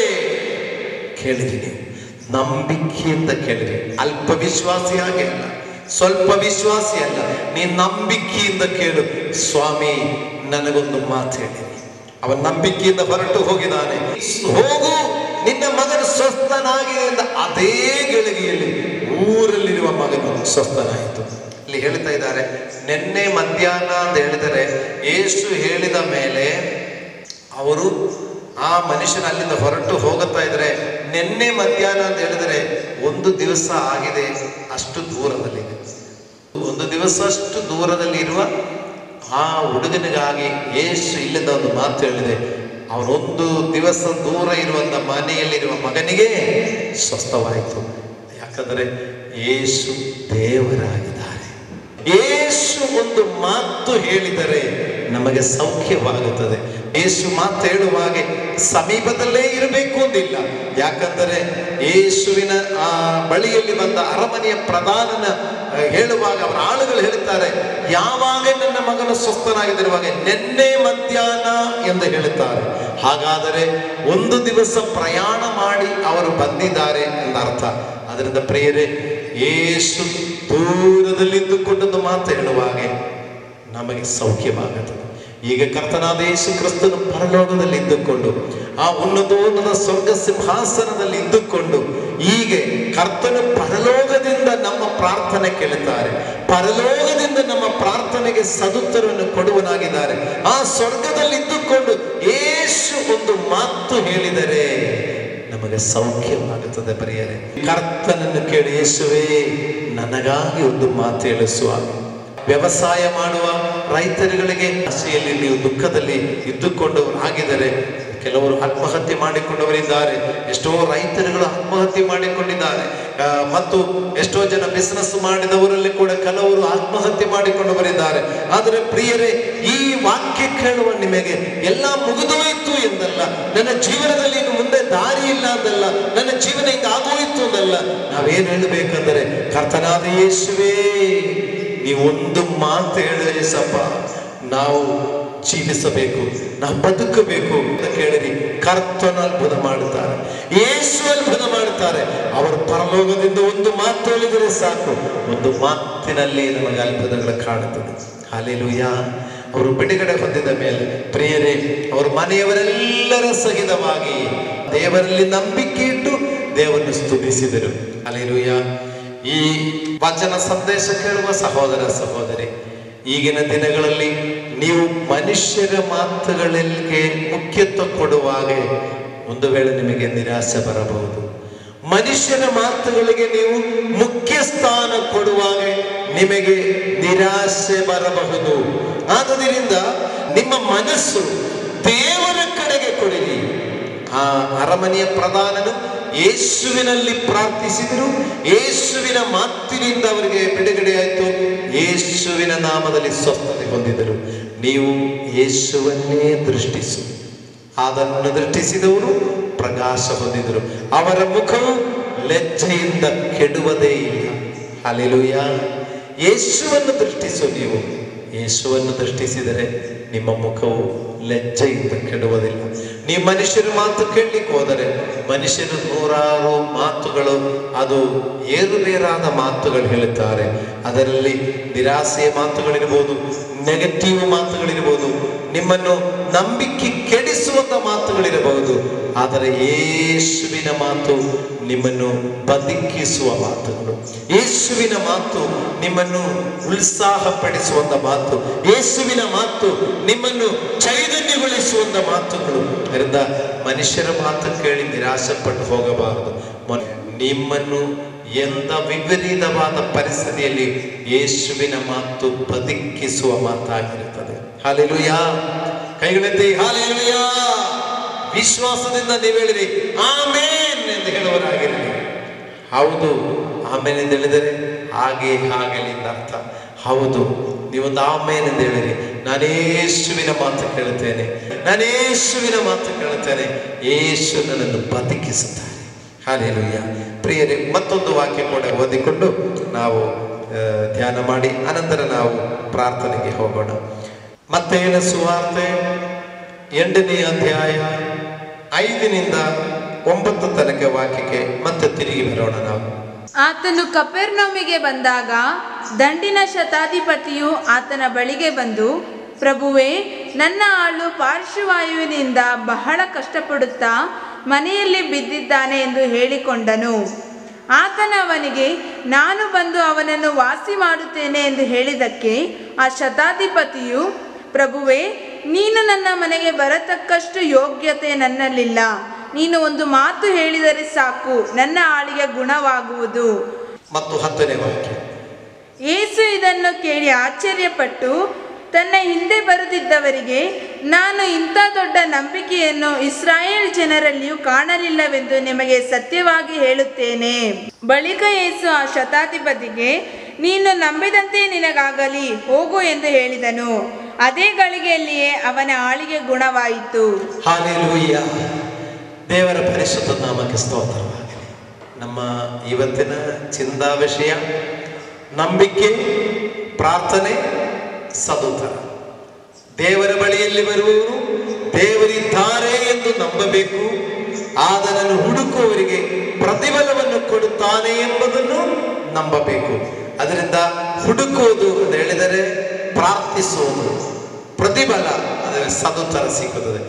ನಂಬಿಕೆ, ದೇವರಲ್ಲಿ ನಂಬಿಕೆ, ದೇವರು ನಿಶ್ಚಯವಾಗಿ ಮಾಡೇ ಮಾಡುತ್ತಾರೆ ಎಂದ ನಂಬಿಕೆ. ಹಲ್ಲೆಲೂಯಾ. ಮತ್ತು ಬೇಡಿಕೊಳ್ಳುವವರಿಗೆ ಸದುತ್ತರವನ್ನು ಸಿಕ್ಕುವುದಾಗಿದೆ. ನಾವು ಈ ವಿಚಾರಗಳನ್ನು ತಿಳ್ಕೊಂಡು ಬರ್ತಾ ಇದೆ. ಅದರಲ್ಲಿ 2 ಉದಾಹರಣೆ ನಾವು ನೋಡಿದೆ. ನಂಬಿಕೆಯ ಬಗ್ಗೆಯೂ ಪ್ರಾರ್ಥನೆ ಬಗ್ಗೆಯೂ ಸದುತ್ತರ ಬಗ್ಗೆಯೂ ಇರುವ 2 ಉದಾಹರಣೆ ನಾವು ಈಗಾಗಲೇ ನೋಡಿದೆ. ಅದರಲ್ಲಿ ಮೊದಲನೆಯ ಉದಾಹರಣೆಯಲ್ಲಿ ಅವರು ಅಲ್ಪ ವಿಶ್ವಾಸಿಗಳಾಗಿದ್ದರು, ನಂಬಿಕೆ ಕಡಿಮೆಯಾಗಿದ್ದರು. ಯೇಸು ಅವರನ್ನು ಅಲ್ಪ ವಿಶ್ವಾಸಿಗಳೇ, ಯಾಕೆ ನೀವು ಸಂಕಟ ಪಡುತ್ತೀರಾ ಎಂದು ಹೇಳಿ ಅವರನ್ನು ಸ್ವಲ್ಪ ಬೈದು ಮಾತಾಡಿದರು. ಆದರೂ ಅವರ ಪ್ರಾರ್ಥನೆಗೆ ದೇವರು ಸದುತ್ತರ ಕೊಟ್ಟಿದ್ದರು. ಎರಡನೇದು ನೋಡುವಾಗ ಅಲ್ಪ ವಿಶ್ವಾಸಕ್ಕಿಂತ ಸ್ವಲ್ಪ ವಿಶ್ವಾಸ ಕಾಣಿಸ್ತಾ ಇದೆ. ನಂಬಿಕೆ ಸ್ವಲ್ಪ ಕೂಡ ಇದೆ. ಅವನು ಸಾವಿನ ಬಗ್ಗೆ ಹೇಳಲಿಲ್ಲ. ನನ್ನ ಮಗನನ್ನು ಬದುಕಿಸಲಿಕ್ಕೆ ನೀ ಬರಲೇಬೇಕು ಎಂದು ಹೇಳ್ತಾರೆ. ಆವಾಗ ಯೇಸು ಹೇಳ್ತಾರೆ, ನೀವು ಅದ್ಭುತ ಕಾರ್ಯಗಳನ್ನು ನೋಡಿಕೊಂಡು ನಂಬುತ್ತೀರಾ? ನೋಡಿಲ್ಲಂದ್ರೆ ನಂಬೋದಿಲ್ಲವಾ? ನಾನು ಬರಲೇಬೇಕಾ? ನಾನು ಇಲ್ಲಿದ್ದುಕೊಂಡೊಂದು ಮಾತು ಹೇಳಿದರೆ ನಿನ್ನ ಮಗನಿಗೆ ಸ್ವಸ್ಥವಾಗುತ್ತದೆ, ಹೋಗು ಎಂದು ಹೇಳಿ ಅಲ್ಲಿ ಸ್ವಸ್ಥವಾಗಿದ್ದ ವಿಷಯ. ಅಲ್ಲಿ ನಂಬಿಕೆ ಸ್ವಲ್ಪ ಕೂಡ ನಂಬಿಕೆ, ಅವನು ಸ್ವಲ್ಪ ಕೂಡ ನಂಬಿಕೆಯ ಮಾತು ಹೇಳಿದೆ. ಅಲ್ಲಿಯೂ ದೇವರು ಮಾತಿನಿಂದಲೇ ಸ್ವಸ್ಥ ಮಾಡಿದರು. ಹಲ್ಲೆಲೂಯಾ. ಮೂರನೇದಾಗಿ ನಾವಿಲ್ಲಿ ನೋಡುವಾಗ ಅವನ ಸಾವಿನ ಸುದ್ದಿನ ಹೇಳ್ತಾ ಇಲ್ಲ. ಮಾತ್ರವಲ್ಲ, ಅವನ ಯೇಸುವೆ ನೀವು ಬರಲೇಬೇಕು ಅಂತ ಹೇಳ್ತಾ ಇಲ್ಲ. ಅವನೇನು ಹೇಳ್ತಾರೆ ಅಂದರೆ ತನ್ನ ವಿಷಯ ಹೇಳ್ತಾ ಇದ್ದಾರೆ. ಅವನ ಸಬ್ಜೆಕ್ಟ್ ಮಾತ್ರ ಅಲ್ಲಿ ತಿಳಿಸಿದೆ. ಈ ಪ್ರಭುವೇ, ಇಲ್ಲಿ ನೋಡಿ ಏನಂತ ಕೇಳ್ತಾರೆ, ಪ್ರಭುವೇ. ನೋಡಿ, ಶಿಷ್ಯರುಗಳು ಸ್ವಾಮಿ ನಾವು ಸಾಯ್ತಾ ಇದ್ದೇವೆ ಅಂತ ಹೇಳ್ತಾ ಇದ್ದಾರೆ. ಇಲ್ಲಿ 2ನೇ ಅರಮನೆಯ ಪ್ರಧಾನ ಕೂಡ ನೀನು ಬಂದು ನನ್ನ ಮಗನ ಸ್ವಸ್ಥಪಡಿಸುವುದು. ಅಲ್ಲಿ ಪ್ರಭುವೇ ಎಂದು ಹೇಳಲಿಲ್ಲ, ಗುರುವೇ ಎಂದು ಹೇಳಲಿಲ್ಲ. ಇಲ್ಲಿ ನೋಡಿದರೆ ಶತಾಧಿಪತಿ ನೋಡಿ, ಫಸ್ಟ್ ಅವನಲ್ಲಿ ಒಂದು ತಗ್ಗಿಸಬೇಕು. ಶತಾಧಿಪತಿ 100 ಸಿಪಾಯಿಗಳಿಗೆ ಅಧಿಕಾರಿಯಾಗಿರುವ ಒಂದು ಕಮಾಂಡರ್ ಪೋಸ್ಟ್ ಅಲ್ಲಿರುವಂತ ವ್ಯಕ್ತಿ, ಒಂದು ಸೈನ್ಯಾಧಿಪನಾಗಿರುವಂತ ವ್ಯಕ್ತಿ ಏನು ಹೇಳ್ತಾರೆ, ಅವರು ಯೇಸುವಿನ ಬಳಿಯಲ್ಲಿ ಬಂದು ಪ್ರಭುವೇ ಎಂದು ಒಂದು ತಗ್ಗಿಸುತ್ತಾರೆ. ನೋಡಿ, ಅವರ ನಂಬಿಕೆ ನೋಡಿ, ಅವನ ನಂಬಿಕೆಯಲ್ಲಿ ಅವನ ನಂಬಿಕೆಯಿಂದ ಒಂದು ತಗ್ಗಿಸಿಕೊಂಡಿದ್ದಾರೆ. ಒಂದು. ಎರಡನೇದಾಗಿ ತನ್ನ ಆಳಿಗೆ ಅಸ್ವಸ್ಥನಾಗಿ ಮನೆಯಲ್ಲಿದ್ದಾರೆ ಸ್ವಾಮಿ ಎಂದು ಹೇಳಿದೆ. ನೋಡಿ, ಅವನು ಸಾಯ್ತಾನೆ ಎಂದು ಹೇಳಲಿಲ್ಲ, ನೀ ಮನೆಗೆ ಬರಬೇಕು ಎಂದು ಹೇಳಲಿಲ್ಲ. ನಂಬಿಕೆ ನೋಡಿ, ನನ್ನ ಆಳು ಅಸ್ವಸ್ಥನಾಗಿದ್ದಾನೆ. ಆವಾಗ ನೋಡಿ, ಫಸ್ಟ್ ಶಿಷ್ಯರುಗಳು ಅವರು ಸಾಯ್ತಾನೆ ಅಂದ್ರೆ ಫಸ್ಟೇ ಸಾಯ್ತಾನೆ ಅಂತ ಹೇಳುವಾಗ ಸ್ವಾಮಿ ಗೆದರಿಸಿ ಬಿಟ್ಟು ಅವರನ್ನು ಬೈದು ಬಿಟ್ಟು, ಅಲ್ಪ ವಿಶ್ವಾಸಿಗಳು ಯಾಕೆ ಧೈರ್ಯ ಕಡಿತೀರಾ ಅಂತ ಹೇಳಿ ಅವನು ಸ್ವಲ್ಪ ಬೈಯೋ ಥರ ಮಾತಾಡಿದರು. ಎರಡನೇ ವ್ಯಕ್ತಿಗೂ ಸ್ವಲ್ಪ ನಂಬಿಕೆ ಇರುವಾಗ ಅವನಿಗೂ ಸ್ವಾಮಿ ಏನು ಹೇಳಿದೆ, ಅವನಿಗೆ ನೀವು ಅದ್ಭುತ ಕಾರ್ಯ ನೋಡಿಲ್ಲ ಅಂದ್ರೆ ನಂಬಲಿಲ್ಲವಾ ಎಂದು ಸ್ವಲ್ಪ ಸ್ವಾಮಿ ತೃಪ್ತಿಯಾಗಿ ಮಾತಾಡಲಿಲ್ಲ. ಅಂದರೆ ಮೂರನೇ ವ್ಯಕ್ತಿಗೆ ಸ್ವಾಮಿ ಹೇಳ್ತಾರೆ, ನಾನು ಬಂದು ನಿನ್ನ ಆಳನ್ನು ಸ್ವಸ್ಥಪಡುತ್ತೇನೆ. ಹಲ್ಲೆಲೂಯಾ. ಪ್ರಿಯರೇ, ನಿಮಗೆ ಅರ್ಥ ಆಗ್ತಾ ಇದೆಯಲ್ಲ, ನಮ್ಮ ನಂಬಿಕೆ ಎಷ್ಟು ಇದೆ? ನಂಬಿಕೆಯಿಂದ ಸ್ವಾಮಿ ಹತ್ರ ಹೇಳುವಾಗ ಸ್ವಾಮಿ ಹೇಳ್ತಾರೆ, ನಾನೇ ಬರ್ತೀನಿ ಅಂತ ಹೇಳ್ತಾರೆ. ಆದರೆ ಅಲ್ಪ ವಿಶ್ವಾಸಿಗಳಾದ ಶಿಷ್ಯರನ್ನು ಬೈದು ಸ್ವಾಮಿ ಮಾತಾಡಿದರು. ಸ್ವಲ್ಪ ವಿಶ್ವಾಸಿಯಾದ ಅರಮನೆಯ ಪ್ರಧಾನನಿಗೆ ನೀ ಅದ್ಭುತ ನೋಡಿಲ್ಲ ಅಂದ್ರೆ ನಂಬಲ್ಲವಾ ಅಂತ ಹೇಳಿ ಅವನ ನಂಬಿಕೆ ಬಗ್ಗೆ ಪ್ರಶ್ನೆ ಹಾಕಿದರು. ಆದರೆ ಇಲ್ಲಿ ಪೂರ್ಣ ವಿಶ್ವಾಸದಲ್ಲಿ ಸಂಪೂರ್ಣ ವಿಶ್ವಾಸದಿಂದ ಮಾತಾಡಿದವರನ್ನು ನೋಡಿಕೊಂಡು, ಶತಾಧಿಪತಿಯನ್ನು ನೋಡಿಕೊಂಡು ಸ್ವಾಮಿ ಹೇಳ್ತಾರೆ, ನಾನೇ ಬಂದು ನಿನ್ನ ಆಳನ್ನು ಸ್ವಸ್ಥಪಡಿಸ್ತೇನೆ. ನೋಡಿ, ಆವಾಗ ಶತಾಧಿಪತಿ ಹೇಳ್ತಾನೆ ಮತ್ತು ಅವನ ನಂಬಿಕೆಯಿಂದ ಇನ್ನೂ ಹೇಳ್ತಾನೆ, ಅವನು ಪ್ರಭುವೇ ನೀನು ನನ್ನ ಮನೆಗೆ ಬರತಕ್ಕ ಯೋಗ್ಯತೆ ನನ್ನಲ್ಲಿಲ್ಲ, ನೀನು ಒಂದು ಮಾತು ಹೇಳಿದರೆ ಸಾಕು ನನ್ನ ಆಳಿಗೆ ಗುಣವಾಗುವುದು. ಹಲ್ಲೆಲೂಯಾ. ನೋಡಿ ಪ್ರಿಯರೇ, ಆ ಶತಾಧಿಪತಿಯ ಒಂದೊಂದು ಸೈನ್ಯದಲ್ಲಿ ಕಮಾಂಡರ್ ಆಗಿದ್ದರೆ ಕೂಡ ಅವನ ಮಾತು ನೋಡಿ, ಅವನ ಮಾತು ನಂಬಿಕೆಯ ಮಾತು. ಅವನ ಮಾತಾಗಿದೆ, ನಂಬಿಕೆಯ ಮಾತಿದೆ. ಹಲ್ಲೆಲೂಯಾ. ಅವನ ನಂಬಿಕೆಯಿಂದ ಮಾತಾಡ್ತಾ ಇದ್ದಾನೆ. ಏನಂತ ಮಾತಾಡೋದು? ಪ್ರಭುವೇ ನೀ ನನ್ನ ಮನೆಗೆ ಬರ್ಲಿಕ್ಕಷ್ಟು ಯೋಗ್ಯತೆ ನನಗಿಲ್ಲ, ಆದ್ರೆ ನೀವು ಉನ್ನತನು, ನಾನು ಚಿಕ್ಕವನು. ಎಲ್ಲಿ ಚಿಕ್ಕವನು? ಒಂದು ಸೈನ್ಯದಲ್ಲಿ ಕಮಾಂಡರ್ ಆಗಿರುವವರು ಹೇಳ್ತಾ ಇದ್ದಾರೆ, 100 ಸಿಪಾಯಿಗಳು, ಒಂದು ಬೆಟಾಲಿಯನಿಗೆ ಒಂದು ಲೀಡರ್ ಆಗಿರುವವರು, ಒಂದು ಕಮಾಂಡರ್ ಆಗಿರುವವರೇ ಹೇಳ್ತಾರೆ, ನಾನು ನಿನ್ನ ಮುಂದೆ ಚಿಕ್ಕವನು, ನನ್ನ ಮನೆಗೆ ಬರಲಿಕ್ಕೆ ಯೋಗ್ಯತೆ ಇಲ್ಲ ಎಂದು ಹೇಳ್ತಾ ಇದ್ದಾರೆ. ಹಲ್ಲೆಲೂಯಾ. ಪ್ರಿಯರೇ, ನಂಬಿಕೆ ಬರುವಾಗ ತಾಳ್ಮೆ ಬರುತ್ತದೆ. ನಂಬಿಕೆಯಲ್ಲಿ ಹೆಚ್ಚಾಗಿದರೆ ತಾಳ್ಮೆ ಬರುತ್ತದೆ. ನಂಬಿಕೆಯಲ್ಲಿ ಕಡಿಮೆ ಇದ್ರೇನೆ ಇದೆ ಅಹಂಕಾರ ಬರುವುದು.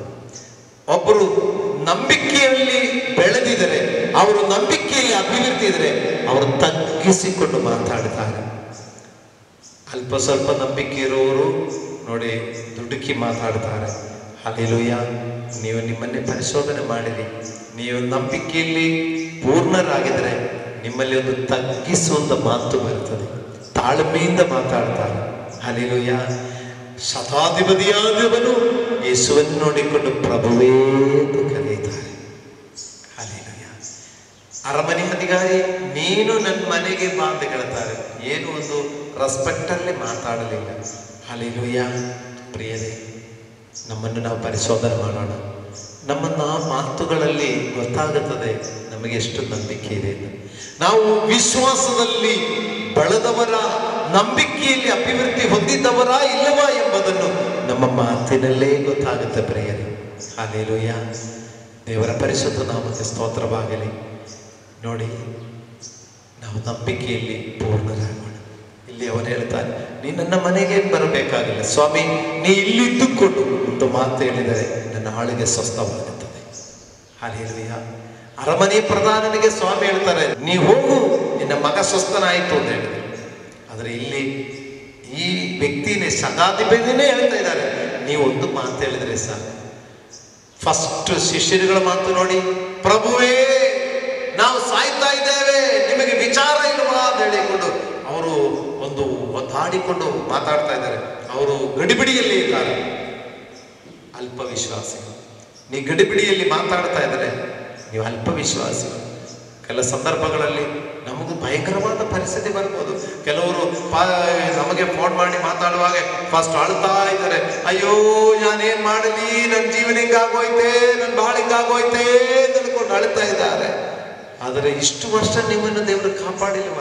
ದೇವರು ನಿಮಗೆ ಎಷ್ಟು ಅದ್ಭುತಗಳು ಮಾಡಿಲ್ವ? ನೀವು ಗೋಳಾಡ್ತಾ ಇದ್ರೆ ಅದಕ್ಕೆ ಅರ್ಥ ಏನು? ಅಲ್ಪ ವಿಶ್ವಾಸಿ.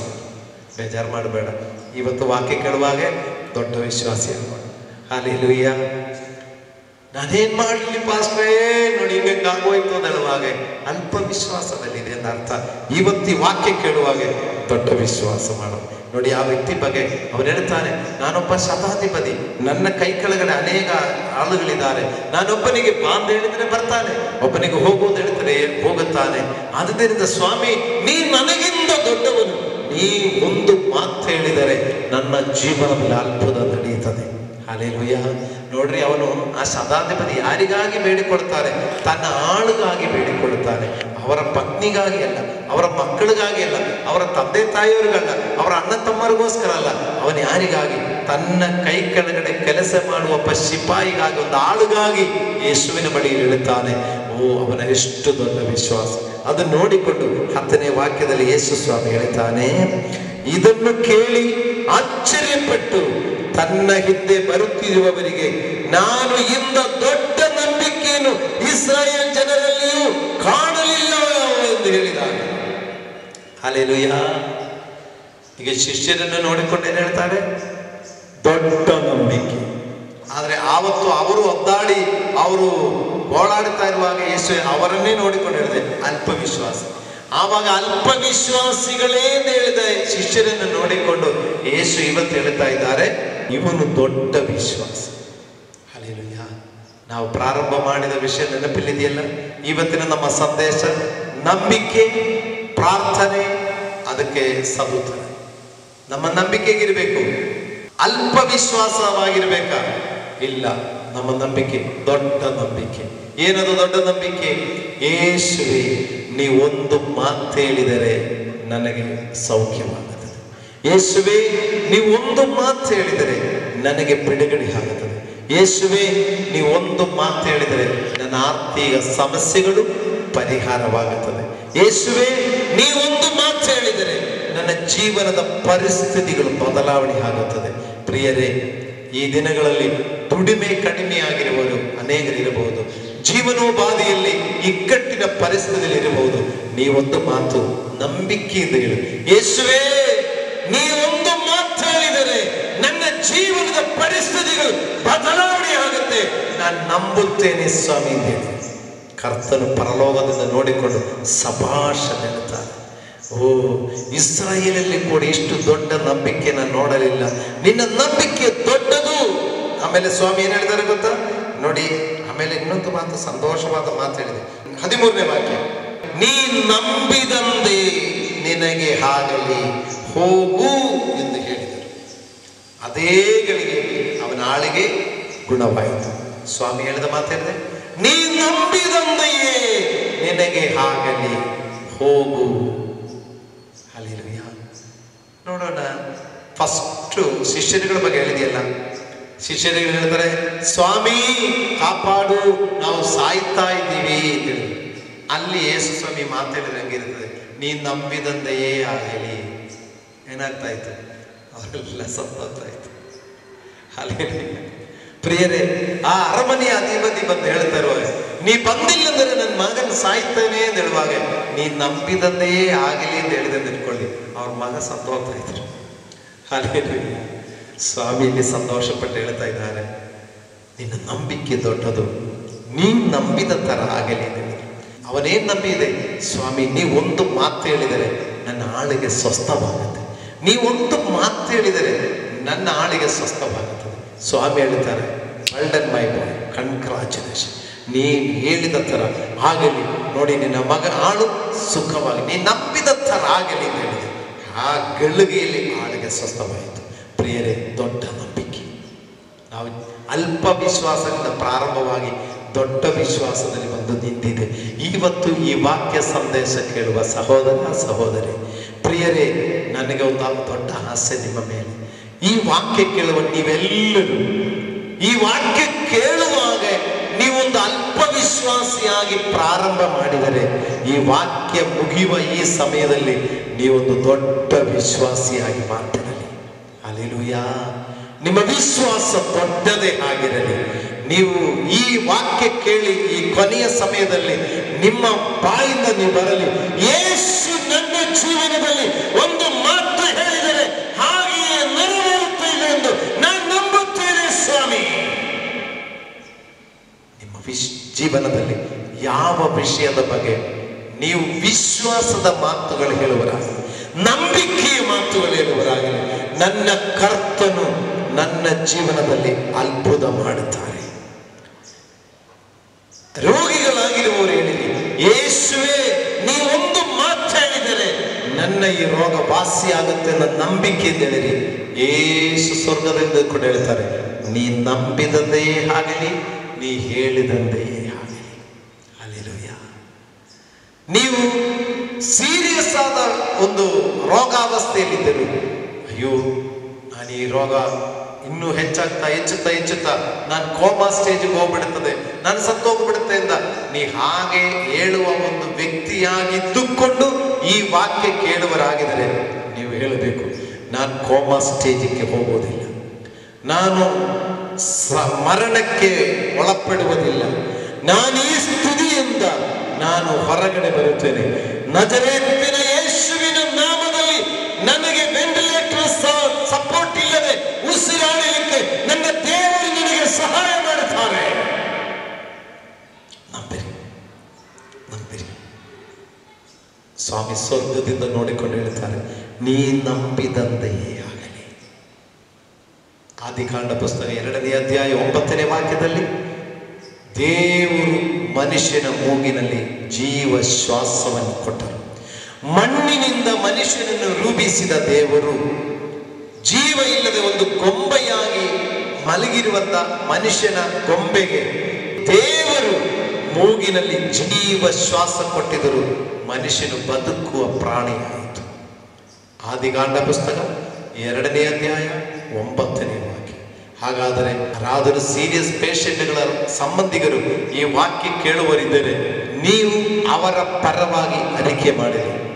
ನೀವು ವಾಕ್ಯ ಕೇಳುವ ನಿಮ್ಮಲ್ಲಿ ಯಾರಾದರೂ ರಿಲೇಷನ್ನಲ್ಲಿರುವವರು, ಸಂಬಂಧದಲ್ಲಿರುವವರು, ಕ್ರಿಟಿಕಲ್ ಸ್ಟೇಜಲ್ಲಿ ಆಕ್ಸಿಜನ್ ಸಪೋರ್ಟ್ ಅಲ್ಲಿ, ವೆಂಟಿಲೇಟರ್ ಸಪೋರ್ಟ್ ಅಲ್ಲಿ ಉಸಿರಾಡುವರಾಗಿದ್ದರೆ ನೀವು ಅವರ ಪರವಾಗಿ ಹೇಳು, ಯೇಸುವೇ ನೀವೇ ಮನುಷ್ಯನ ಮೂಗಿನಲ್ಲಿ ಜೀವ ಶ್ವಾಸ ಕೊಟ್ಟ ದೇವರು, ನೀವು ಜೀವ ಶ್ವಾಸವನ್ನು ಊದಿದರೆ ವ್ಯಕ್ತಿ, ನನ್ನ ಸಂಬಂಧದಲ್ಲಿರೋ ನನ್ನ ತಂದೆ ಇಲ್ಲದ್ರೆ ನನ್ನ ತಾಯಿ, ನನ್ನ ಅಣ್ಣ, ನನ್ನ ತಮ್ಮ, ಇಲ್ಲ ಯಾರ ರಿಲೇಷನ್ ಇರೋರು ಅವರು ಬದುಕುತ್ತಾರೆ ಸ್ವಾಮಿ, ನಾನು ನಂಬುತ್ತೇನೆ ಎಂದು ಹೇಳಿ ಯೇಸುವಿನ ಬಳಿಯಲ್ಲಿ ನಿಮ್ಮ ವಿಶ್ವಾಸವನ್ನು ಅರಿಕೆ ಮಾಡಿರಿ, ಅವರು ಬದುಕುತ್ತಾರೆ. Hallelujah, hallelujah. ದೇವರ ಪರಿಶುದ್ಧ ನಾಮಕ್ಕೆ ಸ್ತೋತ್ರವಾಗಲಿ. ಪ್ರಿಯರೇ, ಈ ವಾಕ್ಯ ಸಂದೇಶ ಕೇಳುವಾಗ ನಿಮ್ಮ ನಂಬಿಕೆ ದೊಡ್ಡದಾಗಲಿ. ಇದು ಯಾವುದೇ ಕಾಯಿಲೆಯಲ್ಲಿರುವರೇ ಆಗಲಿ. ನಾನು ಹೇಳಿದೆಯಲ್ಲ, ಕಿಡ್ನಿ ಸ್ಟೋನ್ ಆಪರೇಷನ್ ಮಾಡ್ಲಿಕ್ಕೆ ಹೋಗದ ವ್ಯಕ್ತಿ ಬಗ್ಗೆ ಹೇಳಿದ್ದೀರಲ್ಲ, ನೀವು ಕೇಳಿದುಕೊಂಡಿದೆಯಲ್ಲ. ಸಾಕ್ಷಿಯ ಸಮಯದಲ್ಲಿ ಒಬ್ಬ ವ್ಯಕ್ತಿ ಮೆಂಟಲ್ ಪೇಷಂಟ್ ಆಗಿ ಚೈನಾದಲ್ಲಿ ಕಟ್ಟಾಕಿದ ವ್ಯಕ್ತಿ ಸ್ವಸ್ಥತೆ ಹೊಂದಿದ ಬಗ್ಗೆ ಗುರುವಾರದ ಸಾಕ್ಷಿಯ ಸಮಯದಲ್ಲಿ ನೀವು ಕೇಳಿಸ್ಕೊಂಡಿದ್ದೀರಲ್ಲ. ಅವರ ಅಕ್ಕನೇ ಹೇಳಿದಾರಲ್ಲ, ನನ್ನ ತಮ್ಮನು ಚೈನಲ್ಲಿ ಕಟ್ಟಾಕೊಂಡಿದ್ದೆ, ಅವನು ಮೆಂಟಲ್ ಪೇಷಂಟ್ ಆಗಿ ಮಾರ್ಪಟ್ಟಿದೆ, ಆದರೆ ಪ್ರಾರ್ಥನೆ ಮಾಡಿ ಅವರಿಗೆ ಬಿಡುಗಡೆ ಹೊಂದಿ ಕೆಲಸಕ್ಕೆ ಹೋಗದ ಸಾಕ್ಷಿ ಕೇಳಿದ್ದೀರಲ್ಲ. ಆದುದರಿಂದ ಯಾವುದೇ ಕಾಯಿಲೆಯಲ್ಲಿರುವರೇ ಆಗಲಿ, ಹಾರ್ಟ್ ಪೇಷಂಟ್ಗಳು, ಈಗ ಲಿವರ್ ಪೇಷಂಟ್ಗಳು, ಕಿಡ್ನಿ ಪೇಷಂಟ್ಗಳು ಮತ್ತು ಅದೇ ಥರ ಲಂಗ್ಸು, ಈ ಥರ ಎಲ್ಲ ಪ್ರಾಬ್ಲಮ್ ಇರುವ ಯಾವುದೇ ಕಾಯಿಲೆಯಲ್ಲಿರುವರಾದರೆ ಈ ವಾಕ್ಯ ಕೇಳಿದ ನೀವು ದೇವರಲ್ಲಿ ವಿಶ್ವಾಸದಿಂದ ಹೇಳು, ಯೇಸುವೇ ನೀ ನನಗೊಂದು ಮಾತು ಹೇಳೇಸಪ್ಪ, ನನ್ನ ಕಿವಿಗಳಲ್ಲಿ ಆ ಸ್ವರ ಕೇಳಲಿ, ನನ್ನ ಆತ್ಮದಲ್ಲಿ ಯೇಸು ಮಾತಾಡದ ನನಗೆ ಅನುಭವವಾಗಲಿ. ಕರ್ತನೇ, ನೀ ನನ್ನೊಂದಿಗೆ ಮಾತನಾಡು. ದೇವರೇ, ನಿನ್ನ ಸ್ವರ ನಾನು ಕೇಳಲಿ, ನಿನ್ನ ಶಬ್ದ ನಾನು ಕೇಳಲಿ, ನನಗಾಗಿ ಒಂದು ಮಾತು ಹೇಳು ಸ್ವಾಮಿ, ಒಂದು ಮಾತು ನೀ ಹೇಳಯ್ಯ, ಮಾತಾಡಯ್ಯ, ಮಾತಾಡಯ್ಯ, ಒಂದು ಮಾತು ನೀ ಹೇಳಯ್ಯ. ಏಸಪ್ಪ, ನನಗಾಗಿ ಒಂದು ಮಾತು ಕೇಳೋದು ಹೇಳಿ. ಯೇಸು ನಿಮಗಾಗಿ ಮಾತಾಡ್ತಾರೆ ಪ್ರಿಯರೇ, ಯೇಸು ನಿಮಗಾಗಿ ಮಾತಾಡ್ತಾರೆ. ಅವರ ಒಂದು ಮಾತಿನಲ್ಲಿ ನಿಮಗೆ ಸೌಖ್ಯ ಆಗುತ್ತದೆ. ಅದರಿಂದ ಇವತ್ತು ಈ ವಾಕ್ಯ ಕೇಳುವ ನಮ್ಮ ಜೀವನದಲ್ಲಿ ಒಂದು ದೇವರ ಬಳಿಯಲ್ಲಿ ಬರುವವರಿಗೆ ದೇವರಿದ್ದಾರೆ ಎಂದು ನಂಬಬೇಕು. ನನಗಾಗಿ ಒಬ್ಬ ದೇವರಿದ್ದಾರೆ ಎಂದು ನಂಬುವರಾಗಿ, ತನ್ನನ್ನು ಹುಡುಕುವವರಿಗೆ ಪ್ರತಿಫಲ ಕೊಡುತ್ತಾನೆ. ದೇವರ ಬಳಿಯಲ್ಲಿ ಪ್ರಾರ್ಥಿಸುವವರಿಗೆ ಪ್ರತಿಫಲ ಉಂಟು ಎಂದು ನಂಬುವರಾಗಿ. ಆದುದರಿಂದ ಪ್ರಿಯರೇ, ಈ ವಾಕ್ಯ ಸಂದೇಶ ಇಷ್ಟೇ. ಆದ್ದರಿಂದ ನಾವು ಅಲ್ಪ ವಿಶ್ವಾಸವನ್ನು ಬಿಟ್ಟು ನಮ್ಮ ವಿಶ್ವಾಸ ದೊಡ್ಡ ವಿಶ್ವಾಸವಾಗಿರಲಿ. ನಮ್ಮ ಪ್ರಾರ್ಥನೆ ನಂಬಿಕೆಯ ಪ್ರಾರ್ಥನೆಯಾಗಿರಲಿ. ನಮ್ಮ ಪ್ರಾರ್ಥನೆಗೆ ದೇವರಿಂದ ಸದುತ್ತರ ಇದೆ ಎಂಬುದನ್ನು ನಂಬುವರಾಗಿರಲಿ. ಪ್ರಿಯರೇ, ಅಲ್ಪ ವಿಶ್ವಾಸಿಗೂ ದೇವರು ಉತ್ತರ ಕೊಟ್ಟಿದೆ. ಆ ತೆರೆಗಳನ್ನು ನೋಡಿ ಯೇಸು ಗದರಿಸಿದೆ, ತೆರೆ ನಿಂತು ಹೋಯಿತು. ಸಮುದ್ರ ತೆರೆಗಳಿಂದ ಉಕ್ಕುವಾಗ ಯೇಸು ಗದರಿಸುವಾಗ ತೆರೆಗಳು ಶಾಂತವಾಯಿತು, ಅಲೆಗಳು ಶಾಂತವಾಯಿತು. ಪ್ರಿಯರೇ, ನನ್ನ ಜೀವನದಲ್ಲಿಯೂ ನಿಮ್ಮ ಜೀವನದಲ್ಲಿಯೂ ತೆರೆಗಳ ಸಮಾನವಾಗಿ, ಅಲೆಗಳಿಗೆ ಸಮಾನವಾಗಿ, ಬಿರುಗಾಳಿಗೆ ಸಮಾನವಾದ ಪರಿಶೋಧನೆಗಳು ಬರುವಾಗ ಯೇಸು ಗದರಿಸುವಾಗ ಆ ಅಲ್ಲ ಕಲ್ಲೋಲವಾಗಲು ಸಮಾಧಾನವಾಗುತ್ತೆ. ಇವತ್ತು ಏನಾದರೂ ವಿಷಯಗಳ ಬಗ್ಗೆ ನೀವು ಅಲ್ಲ ಕಲ್ಲೋಲದ ಪರಿಸ್ಥಿತಿಯಲ್ಲಿದೆಯಾ, ನೀವು ನಂಬಿಕೆಯಿಂದ ಹೇಳು, ಕರ್ತನೇ ನನಗೆ ಸಹಾಯ ಮಾಡಿ ಎಂದು ಕೇಳಿದರೆ, ನಂಬಿಕೆಯಿಂದ ನೀವೊಂದು ಮಾತು ಹೇಳಿದರೆ ಸಾಕು, ನನಗೆ ಬಿಡುಗಡೆ ಆಗುತ್ತದೆ ಎಂದು ನೀವು ನಂಬಿಕೆಯಿಂದ ದೇವರಿಗೆ ಪ್ರಾರ್ಥನೆ ಮಾಡುವರಾಗಿರಲಿ. ಕರ್ತನ ಮಾತಿನಿಂದ ಆ ಅಲ್ಲ ಕಲ್ಲೋಲಗಳೆಲ್ಲ ಸಮಾಧಾನ ಆಗುತ್ತೆ. ಕರ್ತನು ನಿಮಗಾಗಿ ಅದ್ಭುತ ಮಾಡುತ್ತಾರೆ. ಪ್ರಿಯರೇ, ನೀವು ಹೇಳ್ಬೋದು ಹೇಗೆ, ಕಾಗೆಯ ಕೈಯಲ್ಲಿ ಪ್ರವಾದಿಯನ್ನು ಪೋಷಿಸಿದ ದೇವರು ನಿಮಗೆ ಯಾವುದಾದರೂ ರೀತಿಯಲ್ಲಿ ಪೋಷಿಸುತ್ತಾರೆ. ಪ್ರಿಯರೇ, ಹಲ್ಲೆಲೂಯ. ಪ್ರಿಯರೇ,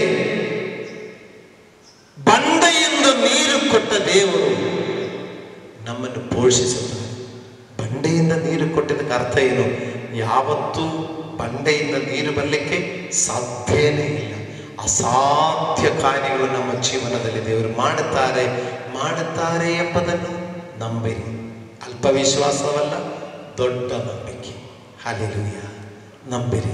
ವರಿಮಾನ ಕಡಿಮೆ ಆಗಿದವರಿರುತ್ತಾರೆ, ಜೀವನಕ್ಕೆ ಸಮಸ್ಯೆಯಲ್ಲಿರುವವರಿದ್ದಾರೆ, ರೋಗಿಗಳಾಗಿರುವವರಿರಬಹುದು. ಆದರೆ ಪ್ರಿಯರೇ, ನೀವು ನಂಬಿರಿ, ಕರ್ತನು ನಮಗಾಗಿ ಅದ್ಭುತ ಮಾಡುತ್ತಾರೆ. ಅದ್ಭುತ ಮಾಡುತ್ತಾರೆ. ಅವರೊಂದು ಮಾತು ಹೇಳಿದರೆ ಅದ್ಭುತಗಳೇ ಕಾಣುತ್ತದೆ. ಹಲ್ಲೆಲೂಯ. ದೇವರು ನಿಮ್ಮನ್ನು ಆಶೀರ್ವದಿಸಲಿ. ಒಂದು ಲಾಸ್ಟ್ ನಿಮ್ಮ ನಂಬಿಕೆಗಾಗಿ ಒಂದು ಬಾಯಿಪಾಡದ ವಾಕ್ಯ ಹೇಳಿಕೊಂಡು ಪ್ರಾರ್ಥನೆ ಮಾಡೋಣ. ಕೀರ್ತನೆ 11:29. ನಿನ್ನ ಬಲದಿಂದ ದಂಡಿನ ಮೇಲೆ ಬೀಳುವೇನು, ನನ್ನ ದೇವರ ಸಹಾಯದಿಂದ ಪ್ರಾಗಾರವನ್ನು ಹಾರುವೇನು. ಹಲ್ಲೆಲೂಯ. ಎಲ್ಲರೂ ಒಂದು ಸರಿ ಹೇಳೋಣ. ನಿನ್ನ ಬಲದಿಂದ ದಂಡಿನ ಮೇಲೆ ಬೀಳುವೇನು, ನನ್ನ ದೇವರ ಸಹಾಯದಿಂದ ಪ್ರಾಗಾರವನ್ನು ಹಾರುವೇನು. Hallelujah, hallelujah. ನಿನ್ನ ಬಲದಿಂದ ದಂಡಿನ ಮೇಲೆ ಬೀಳುವೇನು, ನನ್ನ ದೇವರ ಸಹಾಯದಿಂದ ಪ್ರಾಗಾರವನ್ನು ಹಾರುವೇನು. ವಿಶ್ವಾಸದ ಮಾತು, ನಂಬಿಕೆಯ ಮಾತು. ನಾನು ಸೇವೆಗೆ ಬಂದ ಹೊಸದರಲ್ಲಿ ನಾನು ನಡ್ಕೊಂಡು ಸೇವೆಗೆ ಹೋಗುವಾಗ ಈ ವಾಕ್ಯ ಆವಾಗ ನಾನು ಹೇಳಿಕೊಂಡೇ ಹೋಗ್ತಾ ಇದ್ದೆ. ಸೇವೆಯ ಪ್ರಾರಂಭ ದಿನಗಳಲ್ಲಿ ಮದುವೆ ಆಗಲಿಕ್ಕೆ ಮುಂಚೆ ಕೆಲ ಸಂದರ್ಭಗಳಲ್ಲಿ ಒಬ್ಬರೇ ಸೇವೆಗೆ ಹೋಗ್ತಾ ಇದ್ದೆ. ಆವಾಗ ನಾನು ಈ ವಾಕ್ಯ ಪದೇ ಪದೇ ವಾಕ್ಯ ಹೇಳಿಕೊಂಡೇ ನಾನು ಹೋಗ್ತಾ ಇದ್ದೆ. ಹಲ್ಲೆಲೂಯ. ನಿನ್ನ ಬಲದಿಂದ ನಾನು ದಂಡಿನ ಮೇಲೆ ಬೀಳುವೆನು. ನಾನು ಸೇವೆಗೆ ಹೋಗುತ್ತಾ ಇರೋದು, ನಾನೊಂದು ಗ್ರಾಮಕ್ಕೆ ಹೋಗುತ್ತಾ ಇರೋದು, ಒಂದು ವಿಲೇಜಲ್ಲಿ ಜನರಿಗೆ ಸ್ವಾರ್ಥ ಹೇಳಲಿಕ್ಕೆ ಹೋಗ್ತಾ ಇರೋದು. ನಾನು ಒಬ್ಬನೇ ಇರುವುದು, ಆದರೆ ಆ ಊರಲ್ಲಿ ಅನೇಕ ಜನರಿರುವಾಗ ಸ್ವಾರ್ಥಕ್ಕೆ ವಿರೋಧಿಗಳಾಗಿರುವುದು ಅನೇಕರಿರಬಹುದು. ಆದರೆ ನಾನು ಒಬ್ಬನೇ ಹೋಗುತ್ತಾ ಇರುವಾಗಲೇ ನಾನು ಹೇಳುದು, ನಿನ್ನ ಬಲದಿಂದ ನಾನು ಊರಲ್ಲಿರುವ ದಂಡಿನ ಮೇಲೆ ಬೀಳುವೇನು. ಹಲ್ಲೆಲೂಯ. ಅಲ್ಲಿ ಏನಾದರೂ ಆ ಸಮಸ್ಯೆಗಳು ಬಂದಿದ್ದರೆ ಕೂಡ ಅಲ್ಲಿ ಊರಲ್ಲಿ ಒಂದು ಪಟ್ಟಣಕ್ಕೆ ಒಂದು ಪಟ್ಟಣದ ಪೌಳಿ ಗೋಡೆ ಇದೆ ಅಲ್ವಾ, ಆ ಪೌಳಿ ಗೋಡೆಯೊಳಗಡೆ ನಮ್ಮನ್ನು ಸಿಕ್ಕಾಕಿಸಿಕೊಂಡಿದ್ದಾರೆ. ನಾನೊಬ್ಬನೇ ಹೋಗೋದು. ಕರ್ತನೇ, ಆ ಗ್ರಾಮಸ್ಥರು ನನ್ನನ್ನು ಸಿಕ್ಕಾಕಿಸಿಕೊಂಡಿದ್ದಾರೆ, ನಿನ್ನ ಬಲದಿಂದ ನಾನು ಪ್ರಾಗಾರವನ್ನು ಹಾರುವೆನು. ಹಲ್ಲೆಲೂಯ. ಈ ವಿಶ್ವಾಸದ ವಾಕ್ಯದಿಂದ ನಾನು ಒಬ್ಬನೇ ಹೋಗಿ ಅನೇಕ ಸ್ಥಳಗಳಲ್ಲಿ ಸೇವೆ ಮಾಡಿಕೊಂಡು ಬಂದಿದ್ದೆ. ಆಮೇಲೆ ಮದುವೆ ಆಗಿದ ಮೇಲೆ ಕೂಡ ನಾವು ಕುಟುಂಬವಾಗಿ ಸೇವೆಗೆ ಹೋಗುವಾಗ, ಪ್ರಾರಂಭದ ದಿನಗಳಲ್ಲಿ ನಾವು ತಮಿಳುನಾಡಲ್ಲೆಲ್ಲ ಸೇವೆ ಮಾಡುವಾಗ ನಾವು ಇಬ್ಬರು ಕುಟುಂಬವಾಗಿ ನಡ್ಕೊಂಡೇ ಹೋಗುತ್ತಾ ಇದೆ. 10 ಕಿಲೋಮೀಟರ್ 15 ಕಿಲೋಮೀಟರ್ ನಡ್ಕೊಂಡು ಹೋಗಿ ಸೇವೆ ಮಾಡ್ತಾ ಇದೆ. ಅಷ್ಟು ದೂರ ನಡ್ಕೊಂಡು ಹೋಗುವಾಗಲೂ ನಾವು ಸುಮಾರು ದೂರ ನಡ್ಕೊಂಡು ಹೋಗಿ ವಾಪಸ್ ಬರುವಷ್ಟಕ್ಕೆ ಸುಸ್ತಾಗಬಿಡುತ್ತದೆ. ಆವಾಗ ನಾವಿಬ್ಬರೂ ಸೇರಿ ವಾಕ್ಯ ಹೇಳುವುದು, ನಿನ್ನ ಬಲದಿಂದ ನಾನು ದಂಡಿನ ಮೇಲೆ ಬೀಳುವೇನು, ನನ್ನ ದೇವರ ಸಹಾಯದಿಂದ ಪ್ರಾಗಾರವನ್ನು ಹಾರುವೇನು. ಈ ವಿಶ್ವಾಸದ ವಾಕ್ಯ ಹೇಳಿಕೊಂಡೇ ನಾವು ಆ ದಿನಗಳಲ್ಲಿ ಸೇವೆಯಲ್ಲಿ ಬಲ ಹೊಂದಿಕೊಂಡಿದ್ದರು. ಆದುದರಿಂದ ಈಗಲೂ ಕೂಡ ನಿಮ್ಮ ಮುಂದೆ ಈ ಬಲದಿಂದಲೇ ನಿಂತುಕೊಳ್ಳುವುದು. ಯಾಕಂದರೆ ನಾವು ಅಲ್ಪ ವಿಶ್ವಾಸಿಗಳಾಗಿರ್ಲಿಕ್ಕೆಲ್ಲ ನಾವು ದೊಡ್ಡ ವಿಶ್ವಾಸದಲ್ಲಿರಬೇಕು. ನಿನ್ನ ಬಲದಿಂದ ನನ್ನ ದಂಡಿನ ಮೇಲೆ ಬೀಳುವೇನು, ನನ್ನ ದೇವರ ಸಹಾಯದಿಂದ ಪ್ರಾಗಾರವನ್ನು ಹಾರುವೇನು. ಎಲ್ಲರೂ ಒಂದು ಸಮಯ ಎಲ್ಲರೂ ಕೈಗಳೆತ್ತಿಕೊಳ್ಳಿರಿ. ನೀವಿರುವ ಸ್ಥಳದಲ್ಲಿ ಕೈಗಳೆತ್ತಿಕೊಳ್ಳಿರಿ. ನಿನ್ನ ಬಲದಿಂದ, ಅದಕ್ಕೆ ನಾವು ಹೇಳುವ ನಿನ್ನ ಬಲ ಅಂತ ಹೇಳುವಾಗ ಹೇಳೋಣ, ದೇವರ ಬಲದಿಂದ ನಾನು ದಂಡಿನ ಮೇಲೆ ಬೀಳುವೇನು. ನನ್ನ ದೇವರ ಬಲದಿಂದ ನಾನು ಆರ್ಥಿಕ ಸಮಸ್ಯೆ ಮೇಲೆ ಬೀಳುವೇನು. ನನ್ನ ದೇವರ ಬಲದಿಂದ ಈ ಆರ್ಥಿಕ ಸಮಸ್ಯೆಯ ಪ್ರಾಗಾರವನ್ನು ನಾನು ಹಾರುವೇನು. ಜೋರಾಗಿ ಕರ್ತ ನಿಮ್ಮನ್ನು ಆಶೀರ್ವದಿಸಲಿ. ಪ್ರಿಯರೇ, ಒಂದು ಮಾತು ಕೂಡ ಹೇಳಬೇಕಲ್ಲ, ಈ ಲೋಕ ನಮಗೆ ಶಾಶ್ವತ ಅಲ್ಲ, ಇದು ತಾತ್ಕಾಲಿಕವಾಗಿದೆ. ನಾವು ಈ ಲೋಕದಲ್ಲಿ ನಾವು ಪರದೇಶವಾಸಿಗಳಾಗಿರುವುದು, ನಾವು ಪರದೇಶಸ್ಥರು. ನಮ್ಮ ಸ್ವಂತ ದೇಶ ಪರಲೋಕವೇ, ನಮ್ಮ ಸ್ವಂತ ದೇಶ ಪರಲೋಕವೇ. ನಾವು ಕೂಡ ಈ ಭೂಮಿಯಲ್ಲಿರುವ ಜೀವನ ಮುಗಿದು ನಾವು ಪರಲೋಕದಲ್ಲಿ ಸೇರ್ಲಿಕ್ಕಿರೋದು. ನನ್ನ ಸ್ವಂತ ದೇಶ ಪರಲೋಕವೇ, ಯಾವಾಗ ನಾ ಕಾಣುವೆ. ನನ್ನ ಸ್ವಂತ ದೇಶ ಪರಲೋಕವೇ, ಯಾವಾಗ ನಾ ಕಾಣುವೆ. ದೇವರ ಪರಿಶುದ್ಧ ನಾಮಕ್ಕೆ ಸ್ತೋತ್ರವಾಗಲಿ. ಶಿರವಾಗಿ ಪ್ರಾರ್ಥನೆ ಮಾಡೋಣ. ಎಲ್ಲರೂ ಉತ್ಸಾಹವಾಗಿ ಪ್ರಾರ್ಥನೆ ಮಾಡೋಣ. ಹೀಗೆ ನಾವು ಅಲ್ಪ ವಿಶ್ವಾಸಿಗಳಾಗಿ ಪ್ರಾರಂಭ ಮಾಡಿದೆ, ಆದರೆ ಹೀಗೆ ಪ್ರಾರ್ಥನೆಗೆ ನೀವು ಶಿರಬಾಗುವಾಗೆ ನೀವು ದೊಡ್ಡ ವಿಶ್ವಾಸಿಗಳಾಗಿ. ದೊಡ್ಡ ವಿಶ್ವಾಸಿಗೆ ಒಂದು ತಾಳ್ಮೆ ಇರುತ್ತದೆ. ಮಾತ್ರವಲ್ಲ, ಅವರು ನಂಬಿಕೆಯ ಮಾತುಗಳು ಹೇಳ್ತಾರೆ, ನೀ ನಂಬಿದಂತೆಯೇ ನಿನಗೆ ಆಗಲಿ ಎಂದು ಸ್ವರ್ಗದಿಂದ ಒಂದು ಆರ್ಡರ್ ಬರುತ್ತದೆ. ಶಿರಬಾಗೋಣ. ಸಾಧ್ಯವಾಗಿದರೆ ನಿಮ್ಮೊಣಗಾಲವರು ಕರ್ತನ ಮುಂಚೆ ಸದಾಧಿಪತಿ ಯೇಸುವಿನ ಮುಂಚೆ ತಗ್ಗಿಸಿಕೊಂಡು ಹೇಳ್ತಾನೆ, ಪ್ರಭುವೇ. ಒಂದು ಕಮಾಂಡ್ರು ಯೇಸುವಿನ ಮುಂಚೆ ತಗ್ಗಿಸಿದರೆ ನಾವು ಕೂಡ ತಗ್ಗಿಸೋಣ. ಯೇಸುವಿನ ಮುಂಚೆ ಶಿರವಾಗಿ ಸಾಧ್ಯವಾದರೆ ಮೊಣಗಾಲವರು ನೀವು ಪ್ರಾರ್ಥಿಸೋಣ. ಈ ಸಮಯ ನಂಬಿಕೆಯ ಮಾತುಗಳು ಹೇಳಿ ಪ್ರಾರ್ಥನೆ ಮಾಡೋಣ. ನನ್ನ ದೇವರಿಂದ ನನ್ನ ದಿಂಡಿನ ಮೇಲೆ ಬೀಳುವೇನು, ನನ್ನ ದೇವರ ಸಹಾಯದಿಂದ ನನ್ನ ಪ್ರಾಕಾರವನ್ನು ಹಾರುವೇನು. ನನ್ನ ದೇವರು ಸರ್ವಶಕ್ತನು, ನನ್ನ ದೇವರು ಉನ್ನತನು, ನನ್ನ ದೇವರು ಬಲಶಾಲಿ. ನನ್ನ ಕರ್ತನೊಂದು ಮಾತು ಹೇಳಿದರೆ ನನ್ನ ಜೀವನದಲ್ಲಿ ಅದ್ಭುತಗಳು ನಡೆಯುತ್ತದೆ. ನನ್ನ ದೇವರು ಒಂದು ಮಾತು ಹೇಳಿದರೆ ಸಾಕು, ನನ್ನ ಜೀವನದಲ್ಲಿ ಅದ್ಭುತ ಕಾರ್ಯಗಳು ಕಾಣುತ್ತದೆ. ನಾನು ಸೋತು ಹೋಗುವುದಿಲ್ಲ, ನಾನು ಕುಂದಿ ಹೋಗುವುದಿಲ್ಲ, ನಾನು ಬಲಹೀನನಾಗುವುದಿಲ್ಲ. ನನ್ನ ಯೇಸು ಇದ್ದಾರೆ, ನನ್ನ ಯೇಸು ನನಗಾಗಿ ಅದ್ಭುತಗಳು ಮಾಡುತ್ತಾರೆ, ನನ್ನ ಯೇಸು ನನಗಾಗಿ ಮಹತ್ ಕಾರ್ಯಗಳು ಮಾಡುತ್ತಾರೆ. ಯೇಸುವೇ, ದಾವೀದ ಕುಮಾರನೇ, ನನ್ನನ್ನು ಕರುಣಿಸು ಎಂದು ಕೇಳುವಾಗ, ಓ ನಾನು ನಿನಗೆ ಏನು ಮಾಡಬೇಕು ಪ್ರಭುವೇ, ನನಗೆ ಕಣ್ಣು ಬರಬೇಕು. ನೀ ನಂಬಿದಂತೆಯೇ ನಿನಗೆ ಆಗಲಿ, ನಿನಗೆ ಕಣ್ಣು ಬರಲಿ. ಹೌದು, ಈ ದಿನಗಳಲ್ಲಿ ಕರ್ತನೆ, ನಿನ್ನ ಪ್ರಿಯ ಮಕ್ಕಳು ಪ್ರಾರ್ಥಿಸುವಾಗ ಅವರು ಸಾಯುತ್ತೇನೆ ಎಂದು ಹೇಳಿ ಪ್ರಾರ್ಥಿಸಲಿಕ್ಕಲ್ಲ, ನಾವು ನಷ್ಟಪಟ್ಟು ಹೋಗುತ್ತೇವೆ ಎಂದು ಹೇಳಲಿಕ್ಕಲ್ಲ, ನನಗೆ ಕಷ್ಟ ಬಂದಿದೆ ಎಂದು ಹೇಳಲಿಕ್ಕಲ್ಲ. ಸ್ವಾಮಿ, ನಮಗೆ ಸಹಾಯ ಮಾಡಿ. ನಾವು ನಂಬುತ್ತೇನೆ. ನೀವೊಂದು ಮಾತು ಹೇಳಿದರೆ ನನ್ನ ರೋಗ ವಾಸಿಯಾಗುತ್ತದೆ, ನೀವೊಂದು ಮಾತು ಹೇಳಿದರೆ ನನ್ನ ಕಷ್ಟ ತೀರುತ್ತದೆ, ನೀವೊಂದು ಮಾತು ಹೇಳಿದರೆ ನನ್ನ ಬರಸ್ತರ ನೀಗುತ್ತದೆ, ನೀನೊಂದು ಮಾತು ಹೇಳಿದರೆ ನನ್ನ ಆರ್ಥಿಕ ಸಮಸ್ಯೆ ಪರಿಹಾರವಾಗುತ್ತದೆ, ನೀವೊಂದು ಮಾತು ಹೇಳಿದರೆ ನನಗಾಗಿ ಪರಲೋಕದಿಂದ ದಾರಿಗಳು ಸಿದ್ಧವಾಗುತ್ತದೆ, ನೀವೊಂದು ಮಾತು ಹೇಳಿದರೆ ಕಾಲನ ಕೈಯಲ್ಲಿ ನನ್ನನ್ನು ಪೋಷಿಸುತ್ತಾರೆ, ನೀವೊಂದು ಮಾತು ಹೇಳಿದರೆ ಬಂಡೆಯಿಂದ ನನಗೆ ನೀರು ಸಿದ್ಧವಾಗುತ್ತದೆ, ನೀವೊಂದು ಮಾತು ಹೇಳಿದರೆ ನನಗೆ ವಿರುದ್ಧವಾಗಿ ಬರುವ ತೆರೆಗಳು ಶಾಂತವಾಗುತ್ತದೆ, ನೀನೊಂದು ಮಾತು ಹೇಳಿದರೆ ನನಗೆ ಎದುರಾಗಿ ಬರುವ ಅಲ್ಲ ಕಲ್ಲೋಲವಾಗಿರುವ ಆ ಸಮುದ್ರದ ಅಲೆಗಳು ಸಮಾಧಾನವಾಗುತ್ತದೆ. ನಾನು ನಂಬುತ್ತೇನೆ ಸ್ವಾಮಿ. ಜನರ ಮಾತಿನ ಅಲೆಗಳು, ಜನರು ಹೇಳುವ ಮಾತು ಕೇಳಿಕೊಂಡು ನನ್ನ ಅಲ್ಲ ಕಲ್ಲೋಲವಾಗುತ್ತಾ ಇದೆ. ಆದರೆ ಯೇಸುವೆ, ಜನ ಎಷ್ಟೇ ಹೇಳಲಿ, ಜನ ಏನೇ ಹೇಳಲಿ, ಜನ ಏನೇ ಮಾತಾಡಲಿ, ನನ್ನ ಕರ್ತನೆ ನೀನಲ್ಲಿ ನಾನು ಭರವಸೆ ಇಡುತ್ತೇನೆ. ನೀನೊಂದು ಮಾತು ಹೇಳಿದರೆ ಜನರ ಅಲ್ಲ ಕಲ್ಲೋಲವಾದ ಜನರ ಮಾತುಗಳು ಶಾಂತವಾಗುತ್ತವೆ. ನಾನು ನಂಬುತ್ತೇನೆ ಸ್ವಾಮಿ. ನನಗೆ ವಿರುದ್ಧವಾಗಿ ಕಲ್ಪಿಸುವ ಆಯುಧಗಳು ಫಲಿಸುವುದಿಲ್ಲ, ನನಗೆ ವಿರುದ್ಧವಾಗಿ ಕಲ್ಪಿಸುವ ಆಯುಧಗಳು ಫಲಿಸುವುದಿಲ್ಲೆಂದು ನಾನು ನಂಬುತ್ತೇನೆ. ನನಗೆ ವಿರುದ್ಧವಾಗಿ ಮಾತಾಡುವ ಚುಪ್ಪಿನ ಮಾತುಗಳು ಅದು ನನಗೆ ಫಲಿಸುವುದಿಲ್ಲ. ನನ್ನ ಕರ್ತನ ನಾಮದಲ್ಲಿ ನಾನು ಅವುಗಳನ್ನು ಜಯಿಸುತ್ತೇನೆ, ನನ್ನ ದೇವರ ನಾಮದಲ್ಲಿ ನಾನು ಅದನ್ನು ಜಯಿಸುತ್ತೇನೆ. ನನ್ನ ಯೇಸು ನನಗಾಗಿ ಯುದ್ಧ ಮಾಡುತ್ತಾನೆ, ನನ್ನ ಯೇಸು ನನ್ನ ಪರವಾಗಿ ವಾದ ಮಾಡಿಕೊಳ್ಳುತ್ತಾನೆ.